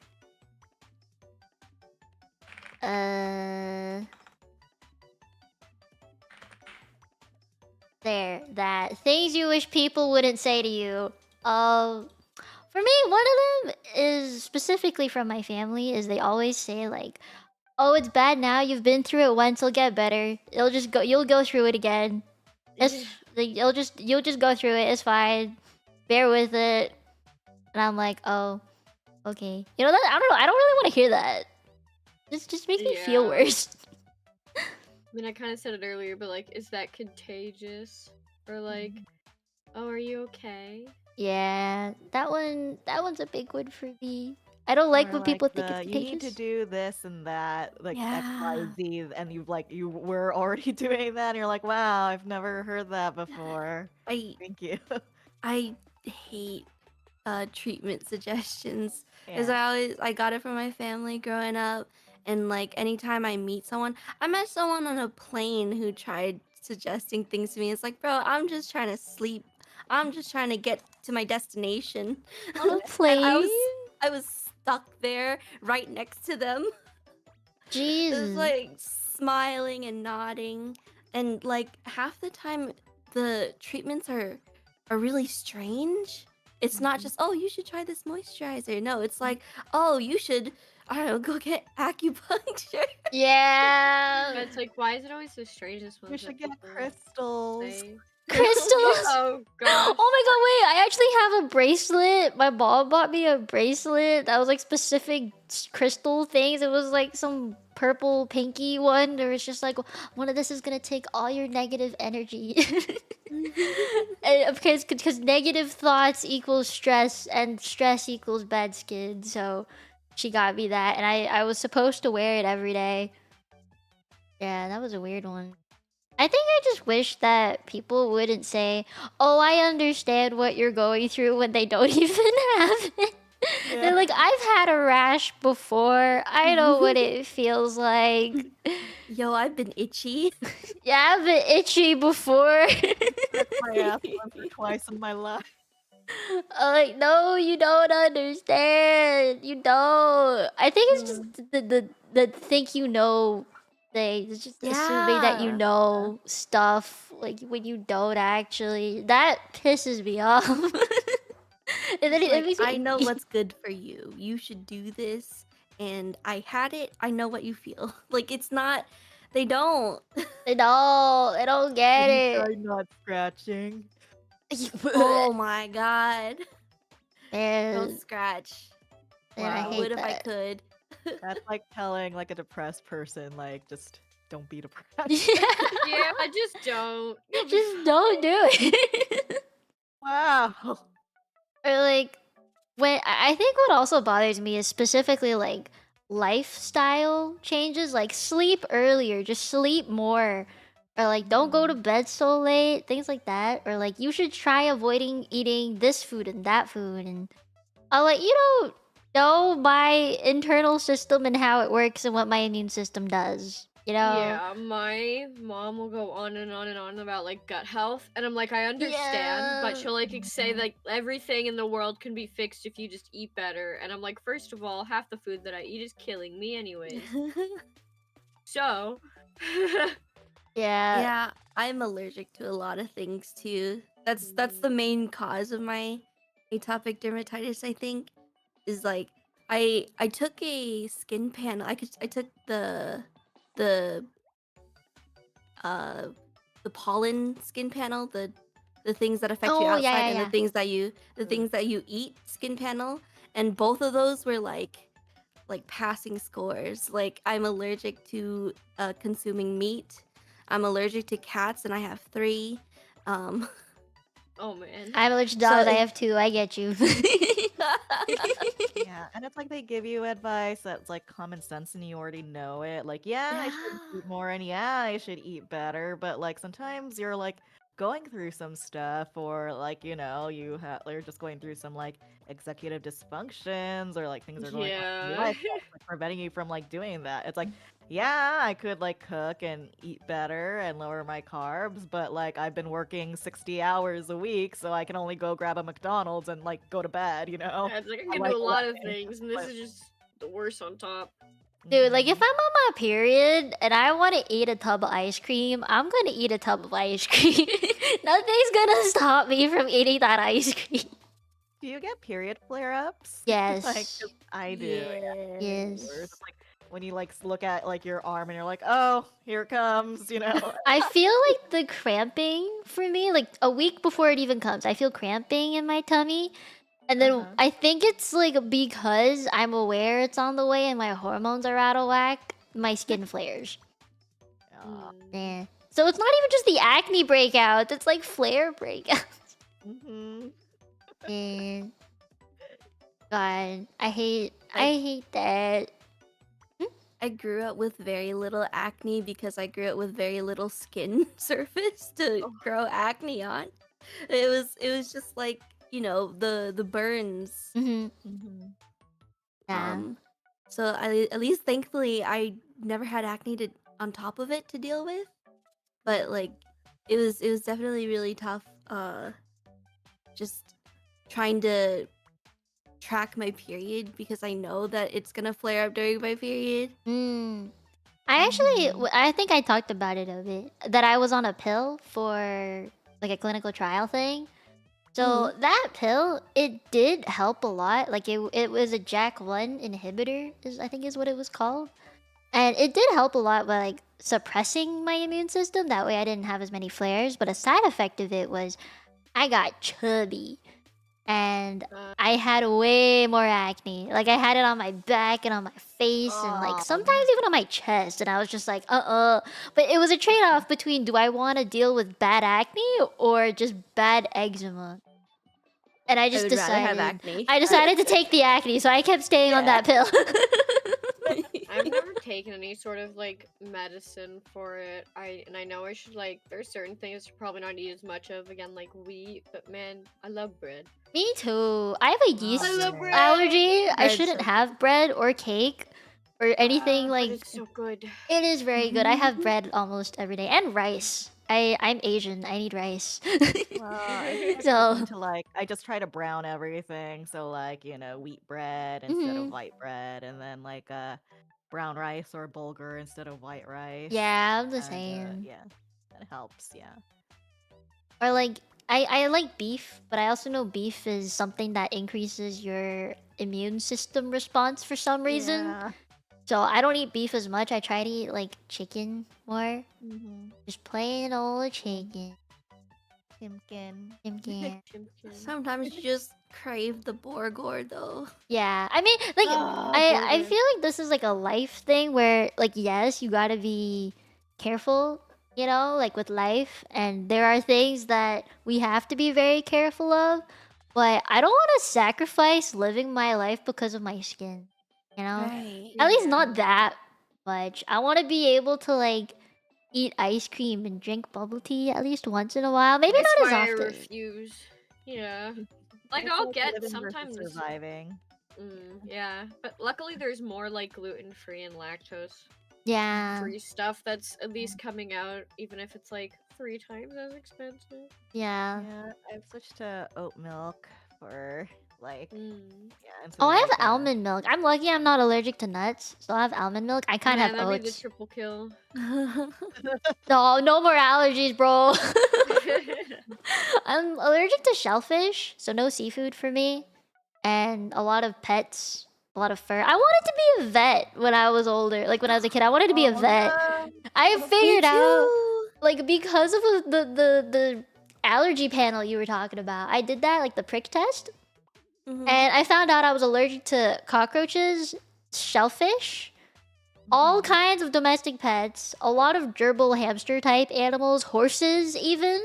And I learned how to ride a horse. That is why I figured out I think I'm allergic to horses. So I was really upset when I found that out. So I was like, man, I'm allergic to like 90% of the animals on this planet. I can't be a vet. I can't believe that the fact that you're allergic to shellfish is why you're allergic to the cockroach. Yeah, they are in the same That's the funniest family. part. Yeah. So I wanted to work with animals when I was younger too, and then my skin started getting worse, and I didn't even want to like. I had a family dog at the time, and I was afraid to touch the dog because it made my skin worse, and like dogs would lick at you too, and it just felt bad. So I was like, I love you, but that's how I feel about my dogs now. The most I can do is like hand them treats and maybe pet their head. and then wash my hands right Aw. after, but I can't cuddle them like I used to, and it makes me hella sad. Hey, Peko. We have like how much time? 27 minutes until I wanted to end, but we did get questions. So Question. let me put them. Can you guys see them? Yeah. I don't know if you guys can see You them. have to pick one, No. and then it will show Yeah. for everyone. Oh, really? Yeah, Okay, wait, let me try this. like if you click the little Twinkie dots next to it. Yay! Wait, at that's so that. cool. Can you guys send in more questions so I can pick more questions? This is kind of cool. Okay, let me change topic. There. What is the question? I actually didn't read it. I just picked one. It says here, as a man married to a woman with extremely mild eczema, do any of you worry about finding someone understanding who will look past the condition to form a committed relationship with you? I think we kind of answered this one already. Yes. My answer is yes. Yeah. But I made it work. I'm good. I also worry about putting them in the position of like how much to help or how Oh, much to yeah. add in, because it's like I'm scratching and they're thinking, oh, do I tell her to stop scratching? Do I distract her? Like, what do I do? Like, I worry about putting him in the position of like not knowing what to do to help or if they even should, you know? Mm-hmm. There's Because like, I think they would want to respect that, like, we know what's best for us, but they also worry about us, right? At least I would hope. Yeah. And they would want to be able to do something because they would not want to see someone they love struggling, right? Yeah. Right. I think like the willingness to like learn about the condition and like kind of like commit like ways to accommodate to hard and actually like not like coddle us, but like, you know, being thoughtful and accommodating. It's good, and like, you know, making they think you're pretty no matter how you look. I think that's also an important thing, and you can tell. Like, I think it's a great way to see who's a keeper and who's just a jerk. You know? Yeah. Dude, my standards are very low. I think the first thing, you know how most people are like, I don't want someone who, I don't know, gambles or smokes or drinks. I'm like, I just want someone who will not care about if I have a skin condition or not. Aww. You know, that to me, that's like my number one thing now. Like, if you drink occasionally, if you smoke occasionally, I could give a fuck. Like, you know, just don't judge me for my skin, or at least Yeah. help a little bit. I mean, I think it helps sort the good ones out better because Mhm. you'll know immediately if they aren't accepting of your skin that's a red flag. Probably not like a great person. Yeah. Yeah. Yeah. I care. I don't know if like they'll look past it, because if anything, I think not look past is probably not it. I'd rather they look at it and then accept it, you know, and then Yeah. are still willing to form that committed relationship. So maybe don't just ignore it completely like that. But I'm also like worried Yeah. about like what is the boundary I'll set in the future for like how much you take care of me. Yeah. Mhm. I don't want to feel like that much of a baby. We're strong, independent babies. Yes. Yeah. I'm strong, independent woman who's girl bossing as a VTuber. Let's go. I think. Oh wait, I can close the question. Ooh, wait, that's kind of cool. Yeah. I'm discovering. No it. more questions. We We love learning about something we've been using for years. yeah. We talked about this, I think. Did we? I don't actually remember if we talked about this. Does eczema come with skin allergies, or is that a completely separate thing that can also trigger eczema flares? I think it just depends. Like for me, I get really bad hives and like allergic reactions, like where my eyes get puffy and stuff. I think I don't have any like direct skin allergies. So I would say it's more like whatever, does dust count? The thing is, the dust doesn't have to touch my skin directly for me to react. It's more just like in the environment. That's when it already starts to like react and stuff. I remember I walked by a pet shop in Hong Kong once, and it had cats in the window. I'm not even in the store, and like my skin is freaking out. So just being within the vicinity already kind of makes it flare. So I wouldn't say like it comes with the skin allergy. Some people have eczema without any allergies, really. But there are many things that are we get that can trigger it though.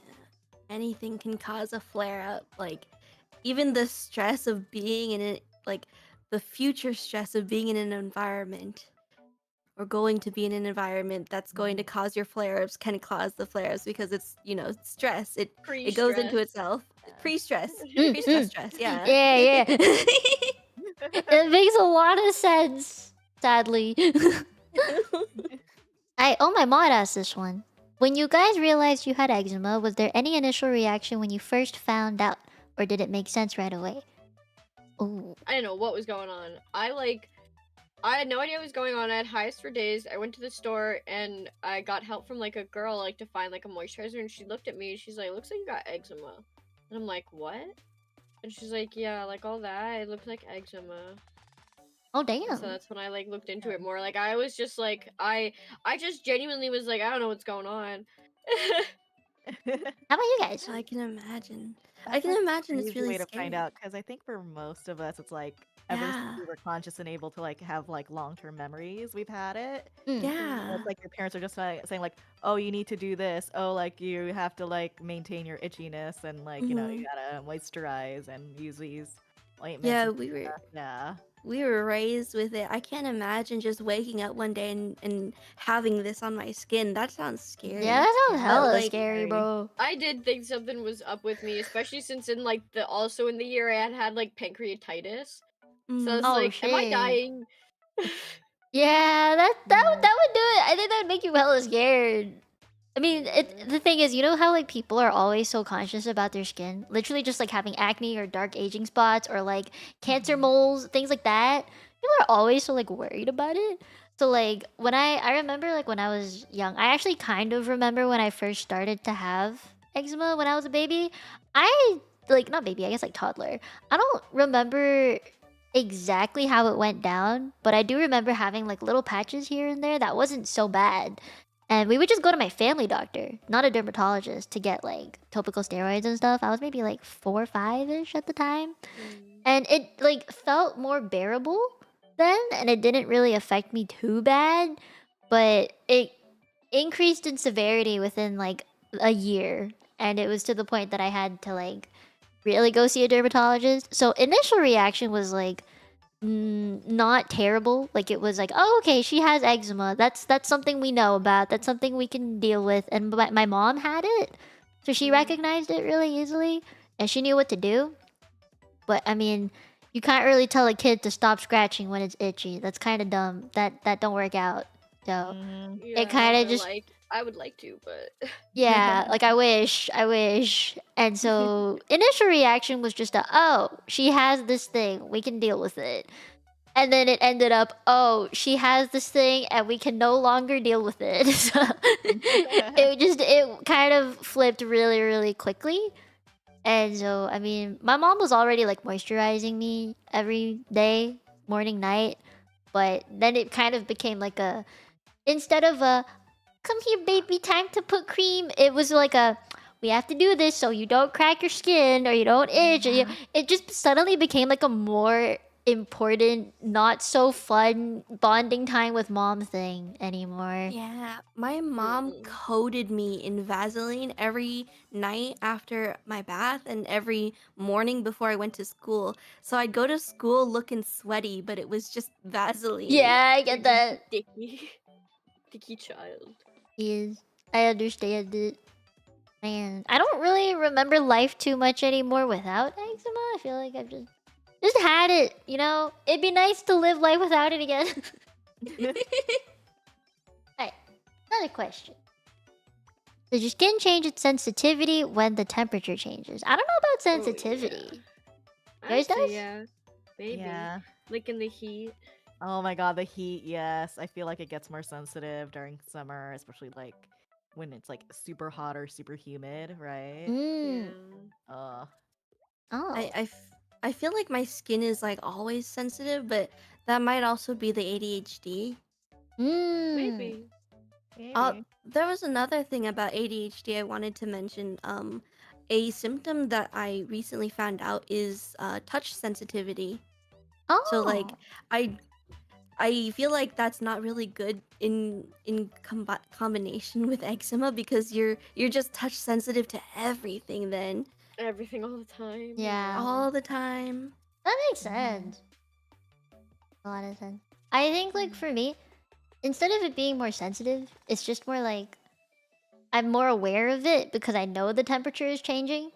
And so I don't think it actually is changing my skin isn't changing. It's more like my mentality towards how I behave and think about my skin changes. And so like in the winter, I'm like I feel like I don't have to care as much in the winter. So it's less sensitive then. But because I'm so aware of how like summer and heat affect it, then I think about it more. And I'm like, oh, okay, then it's sensitive. Like I'm just more aware, and that's when it gets bad. Okay. That's a funny question. Someone asked who's the biggest, strongest baby. I don't feel like a strong baby. I don't feel like a strong No, baby. you don't feel like a at all. strong baby. I want to be a not strong like baby.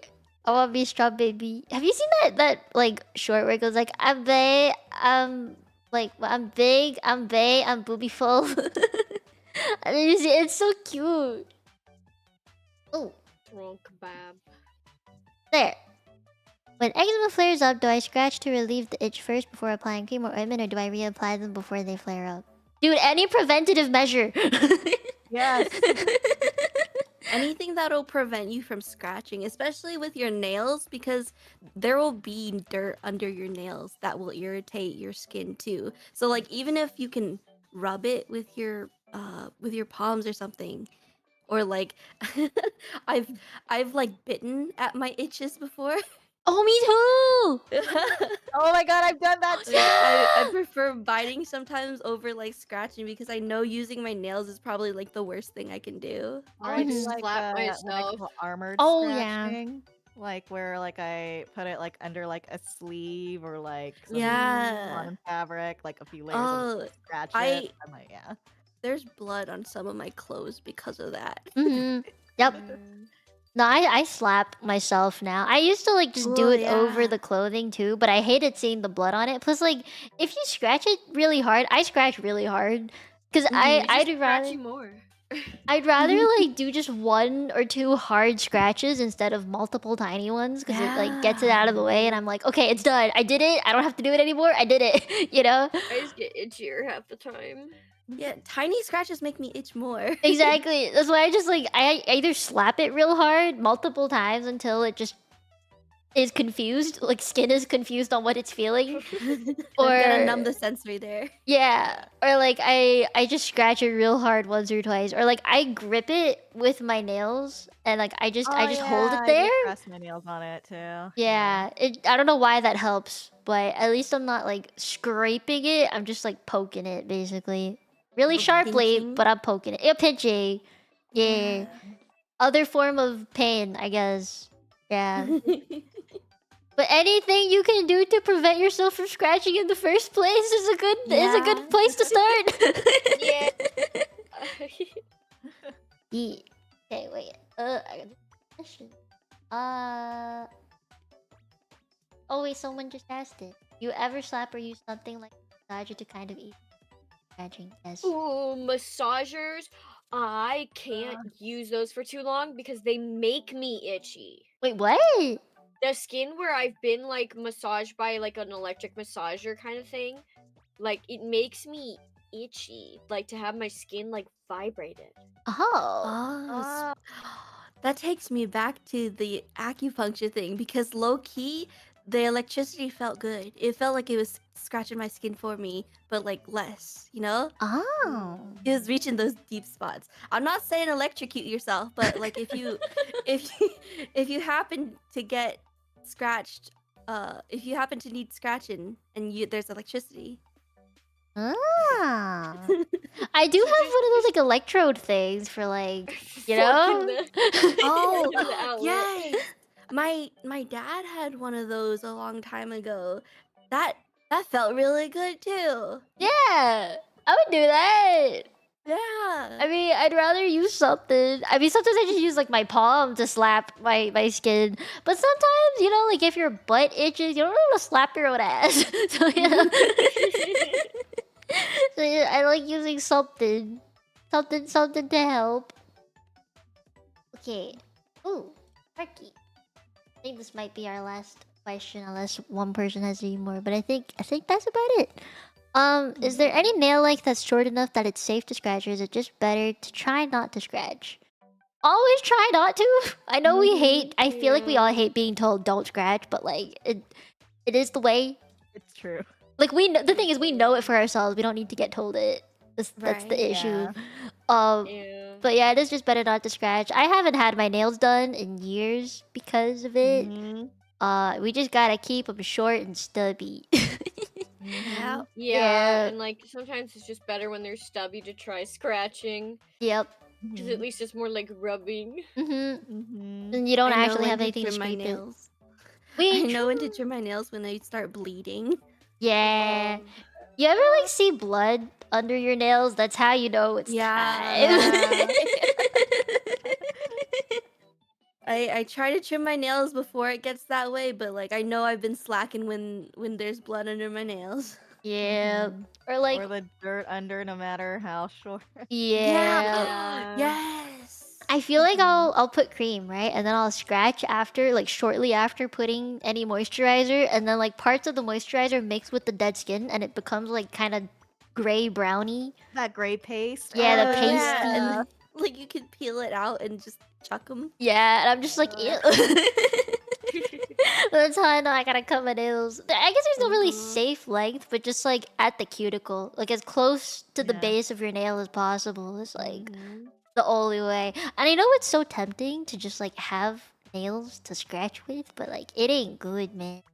I remember like I think it was like one of my relatives got married and my family went to go all get their nails done and I went with. And so like my nails were like thicker, so it was more blunt, like it wasn't so sharp. And I could actually scratch without causing any like open wounds because of how thick it was. But it also just like made more stuff get stuck under it.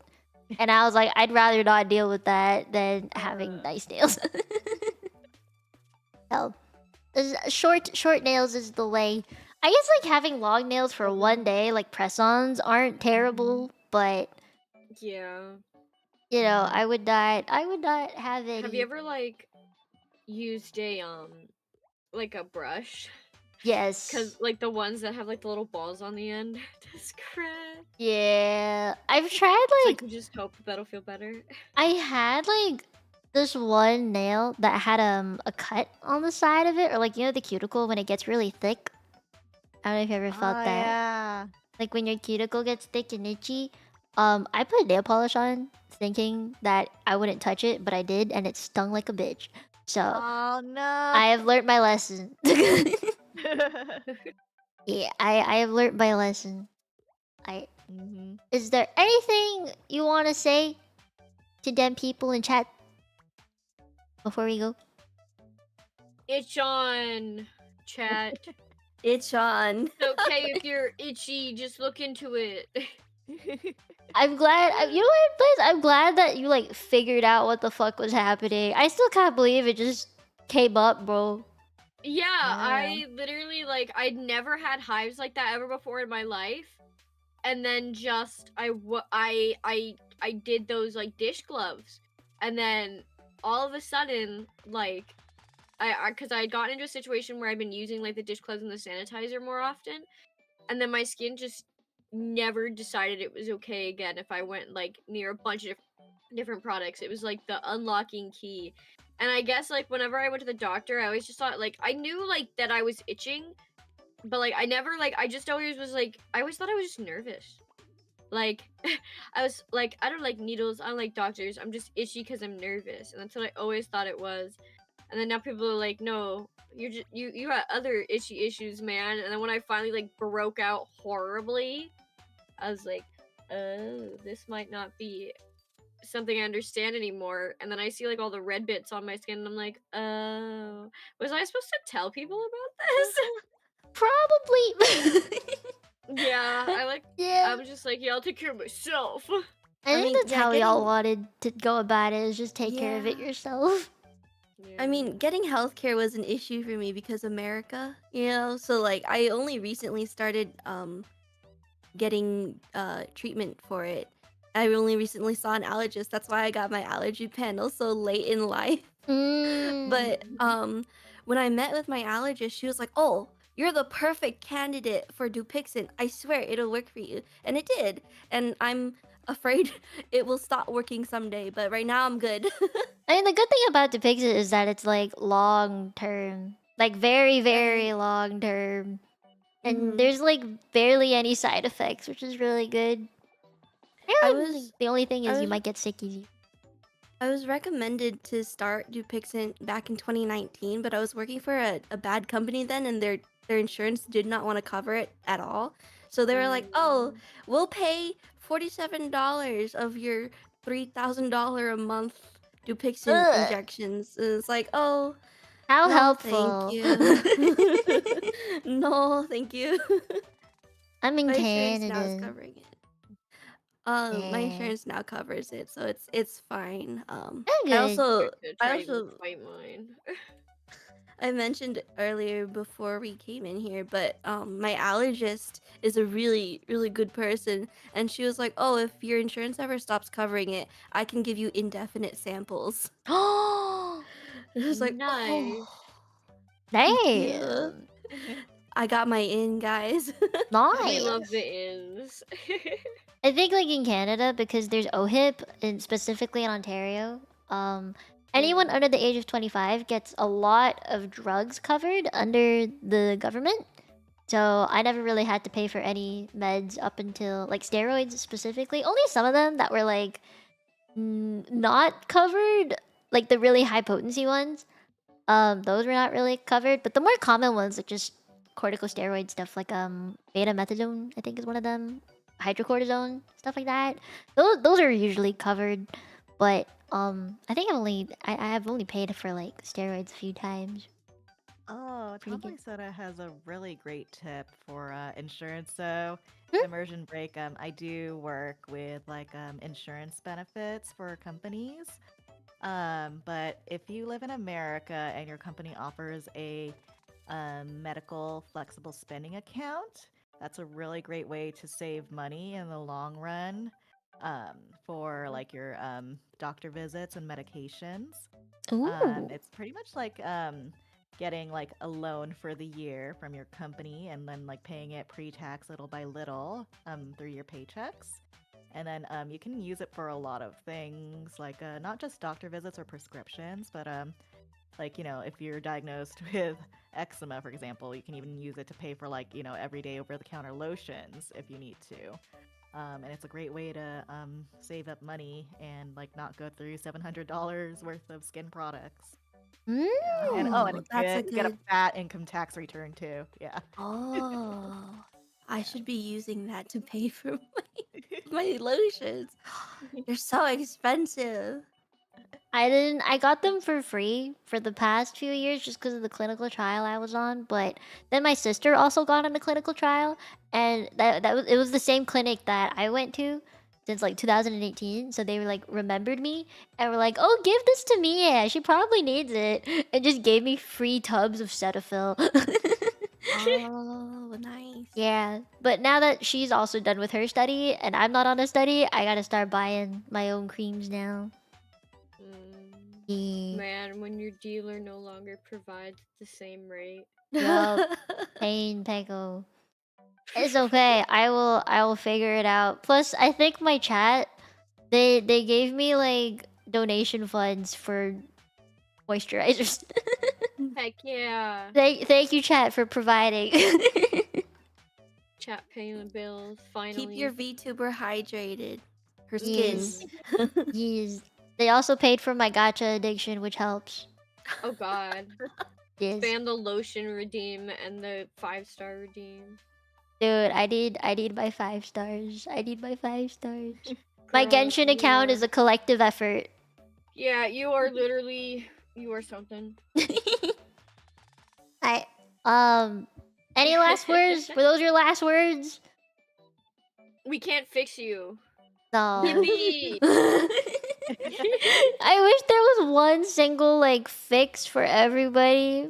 But everyone's skin is different because it's like, Yeah. you're oily, or you're this, or you're that, and then it's like just being a man or a woman, or funny like how having other things can just attribute to what your skin like is. Dude, your genetics, just what you're bored with. You can't decide that, man.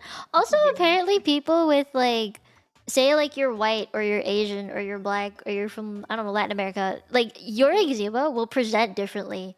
Like it will look Yeah. different. So like that also makes a difference. And I'm like, man, how does one cure this? I wish there was a cure. Do you think there'll be a cure like within the next 100 years? You think? Eat mayonnaise. Maybe. from the jar. Mayonnaise. Scoop Mayonnaise. handfuls of mayonnaise into your mouth. This is my recommended treatment. It is 0 out of 10 doctors approved. Yeah, I mean, I don't really feel like there would be, just because everyone's body is always going to be different.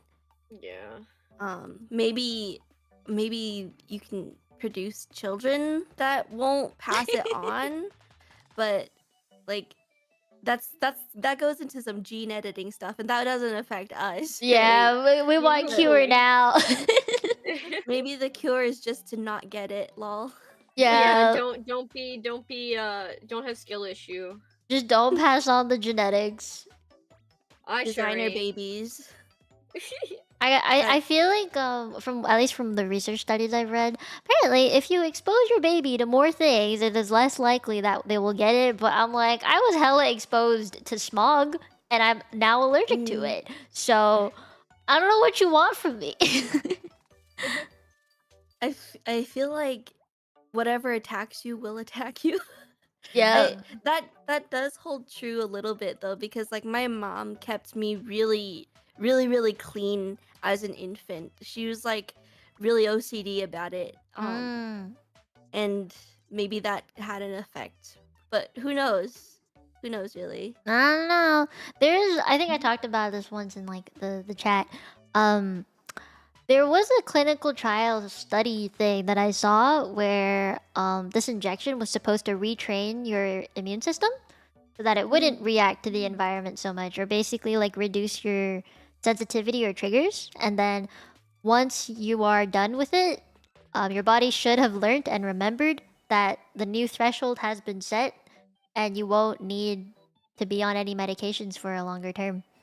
So that's like a new kind of medication for eczema that's been coming out or like been researched. Because before it was just this, we gotta just suppress your immune system from reacting at all, like overall, and that is why we would maybe like get sick easier if we're on any immunosuppressants, because you know you're suppressing everything, not just the thing that's causing your skin to flare.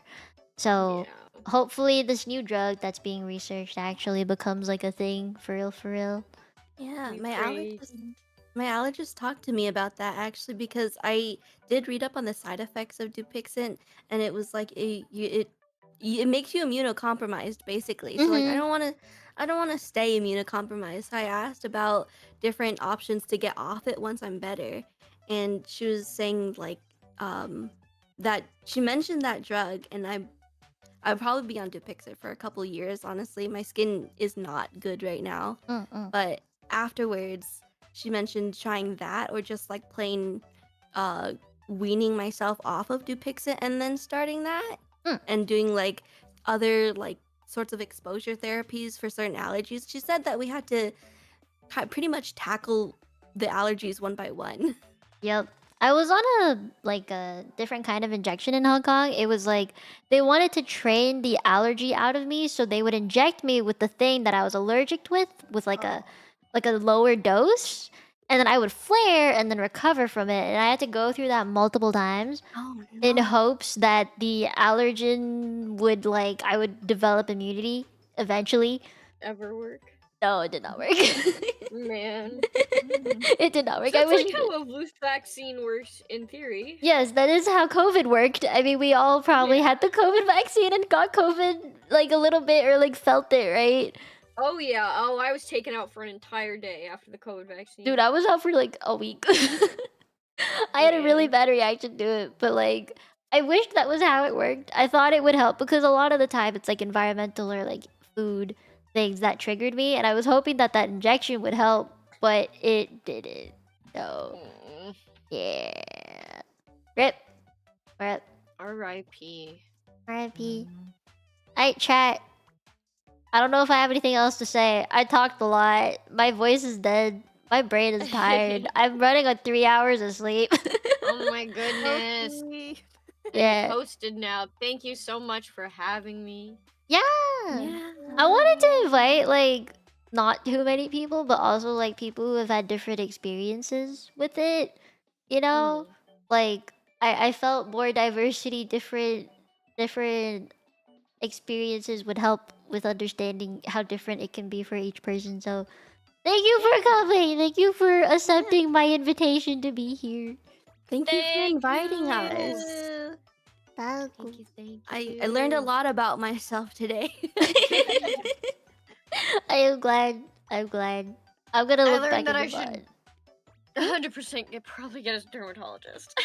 Yeah, you think? I mean, doctor. if not a dermatologist, at least get an allergy test. I think that would help a lot. Yeah. I'm gonna be honest, I don't have a dermatologist because appointments are so hard to schedule with them. But I do Oh. have an allergist, and she has been a godsend for me, honestly. Yeah, a lot of the time anyway, like eczema is triggered by things you're allergic to or things you might even just be sensitive to. So I mean, go for it, dude. At least an allergist. And I'm pretty sure they're not as expensive as dermatologists are. Mhm. Yeah. Thank you so much for inviting us, though. Yay! Thank you for coming. I appreciate it. It's not easy to talk about this kind of stuff, so I appreciate it. Thank you. Alright, I'm gonna go and thank my chat with all the supers and stuff that they sent in the beginning that I missed. Yeah. Thank you, Yeah. everyone. Thank you, Mie. You're Have a Thank good you, day. Kai. I will see you guys. Thank you. Bye. Hey, their models are all still here, but I'm out of the call. Let me. There we go. Hey, what a day. What a day. I feel so fulfilled right now, guys. You don't understand. Like, I'm so happy. I feel happy and understood and not stupid. You know? Does that make any sense? I hope I'm making a little bit of sense. I just feel like I'm not alone anymore. Now let me read all of the things that were sent. I know I missed quite a bit. Let me scroll. Okay, wait. Sassy. Wait, what do you say? 60 months? Oh my god. Wait, I didn't read this.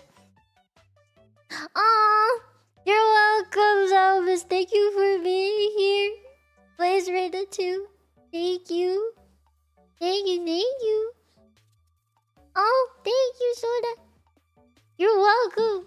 You're welcome. I know I didn't look at chat as much as I wanted, but I have been like reading it in the back of my head. I've been looking. I swear. If you see my eyes darting around, that's why. But thank you for listening this entire time, and I'm glad that all of you learned something, or maybe like realized something. Like, oh, she went through that too. I get you. I get it. I feel that. You know. I think today I've never felt more understood. To be fully honest, I've never really had a support system in that like there were a group of people who also has eczema that I could talk to, never had that in my life. My sister was really the only other person, but she did not have it as bad as I did. And I mean, she's my sister. She's my older sister. So, you know, it's different when it's family versus like a friend or just someone that I met, you know? And so I definitely feel, I guess I feel like I accept it more now. Either like I know I'm not having it the worst right now, or like there are treatments out there that I haven't even tried, that I thought I'd tried everything, or you know, just I just feel like I see other people having this condition, and I don't feel so alone with it anymore. Yeah.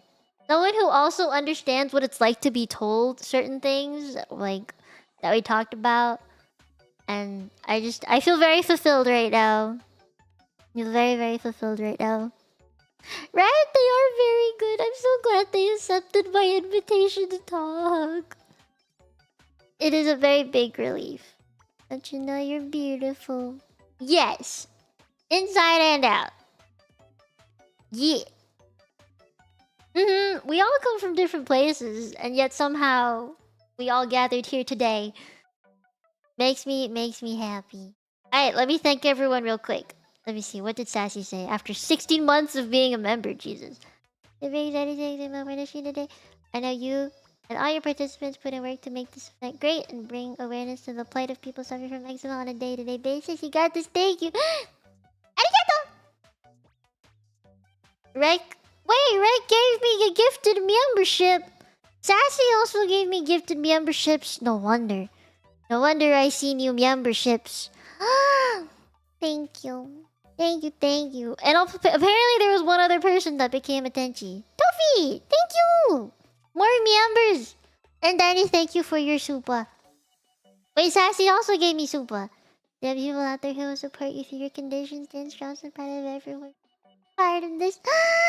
Thank you for supa. Kiana! Wait, thank you for the 15 months. Jesus, okay.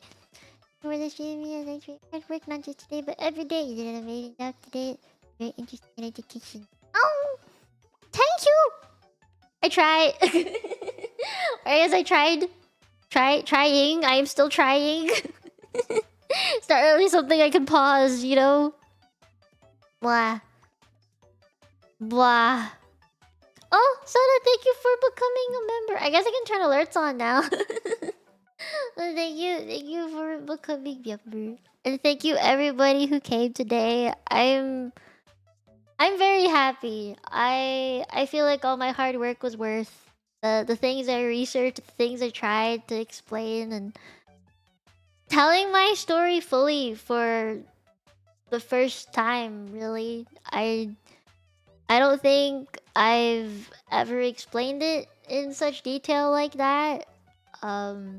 It just I talk about it a lot, the struggles of having eczema. I've talked to members about it, and I think there was always a part of me that was still very ashamed for experiencing it, for having it. But as I've gotten older and talked to more people, just in general, I've come to accept it more. I've always said, like, you know how people say I'm short, right? And they'll make fun of me for it, but I'm like, I like that I'm short. I've accepted it for what it is. I am short because I was drugged up on steroids during my growth spurt, and it stunted my growth. And so I honestly should not have been this short. But because of the medications I was on, I ended up being shorter than I was supposed to be. And you know what? Now that, I mean, it's happened. It's a part of me. I can't change it, and I've accepted it for what it is. And I think that's slowly how I'm accepting having eczema. I'm born with it. I've done what I can to deal with it, and I'm gonna have it for the rest of my life. It's not gonna go away. Maybe it'll get better, it'll get worse, but either way, it's just gonna be a constant in my life, and it's not like I can change that. It's not like I can change my genetics. So I'm just slowly accepting it. I'm not gonna say I love it, right? Like, no one's gonna like having it. But at the very least, I accept it for what it is. And I'm not... I mean, I would never wish this on anybody. And I would wish this would just go away but I've accepted living with it, that I can have a fulfilling life even with it, and I don't want to let it stop me, and I don't want to be ashamed of it, because I mean, I can hide it, but for how long, right? I don't think I have anything to be ashamed of, because I mean, this is just me. This is my body. This is what I have to live with for ever. And so I felt like it was okay. It was alright. And I felt confident and comfortable enough. I mean, I wouldn't say I'm very comfortable with it, but I was comfortable enough and not too uncomfortable with the idea of sharing my story with everyone today. I know not everybody wants to talk about it in as much detail, but I'm glad that I was able to do it with everybody. You know? Yeah. Oh god. Thank you, Conrad! You did a good thing today. I'll keep it not exactly a free topic, but you raised awareness. Yup. This will never be fun. Eczema will never be fun to have. It'll never be nice to deal with. It's a very painful condition. But it is not something I want to let dictate my life. I am glad I'm able to do that. You know, I live in a way that does not surround my eczema, you know? Thank you! But yeah, I'm very, very grateful for today. Very thankful for everybody who came today. And I feel really, really happy.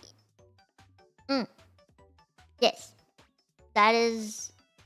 I think that is like the best thing I can say right now. Is I feel very happy. Oh gosh. More cream funds. Thank you, Adobo. Thank you. I do need to buy more cream. I'm actually running out. Oopsies.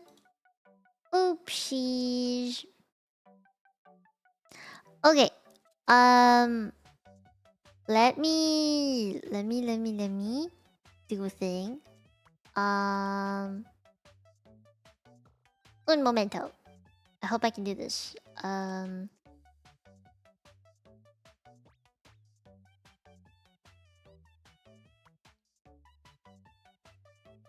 There.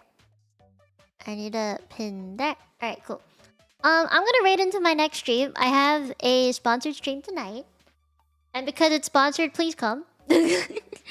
please come and support my sponsored stream. Yeah. Okay.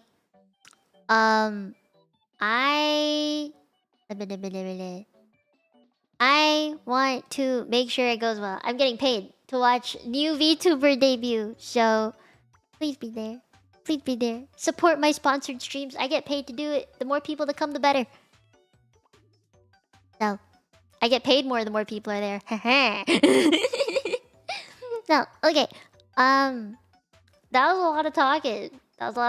That's a big VOD for people to go through. I don't want to extend this longer than it has to be.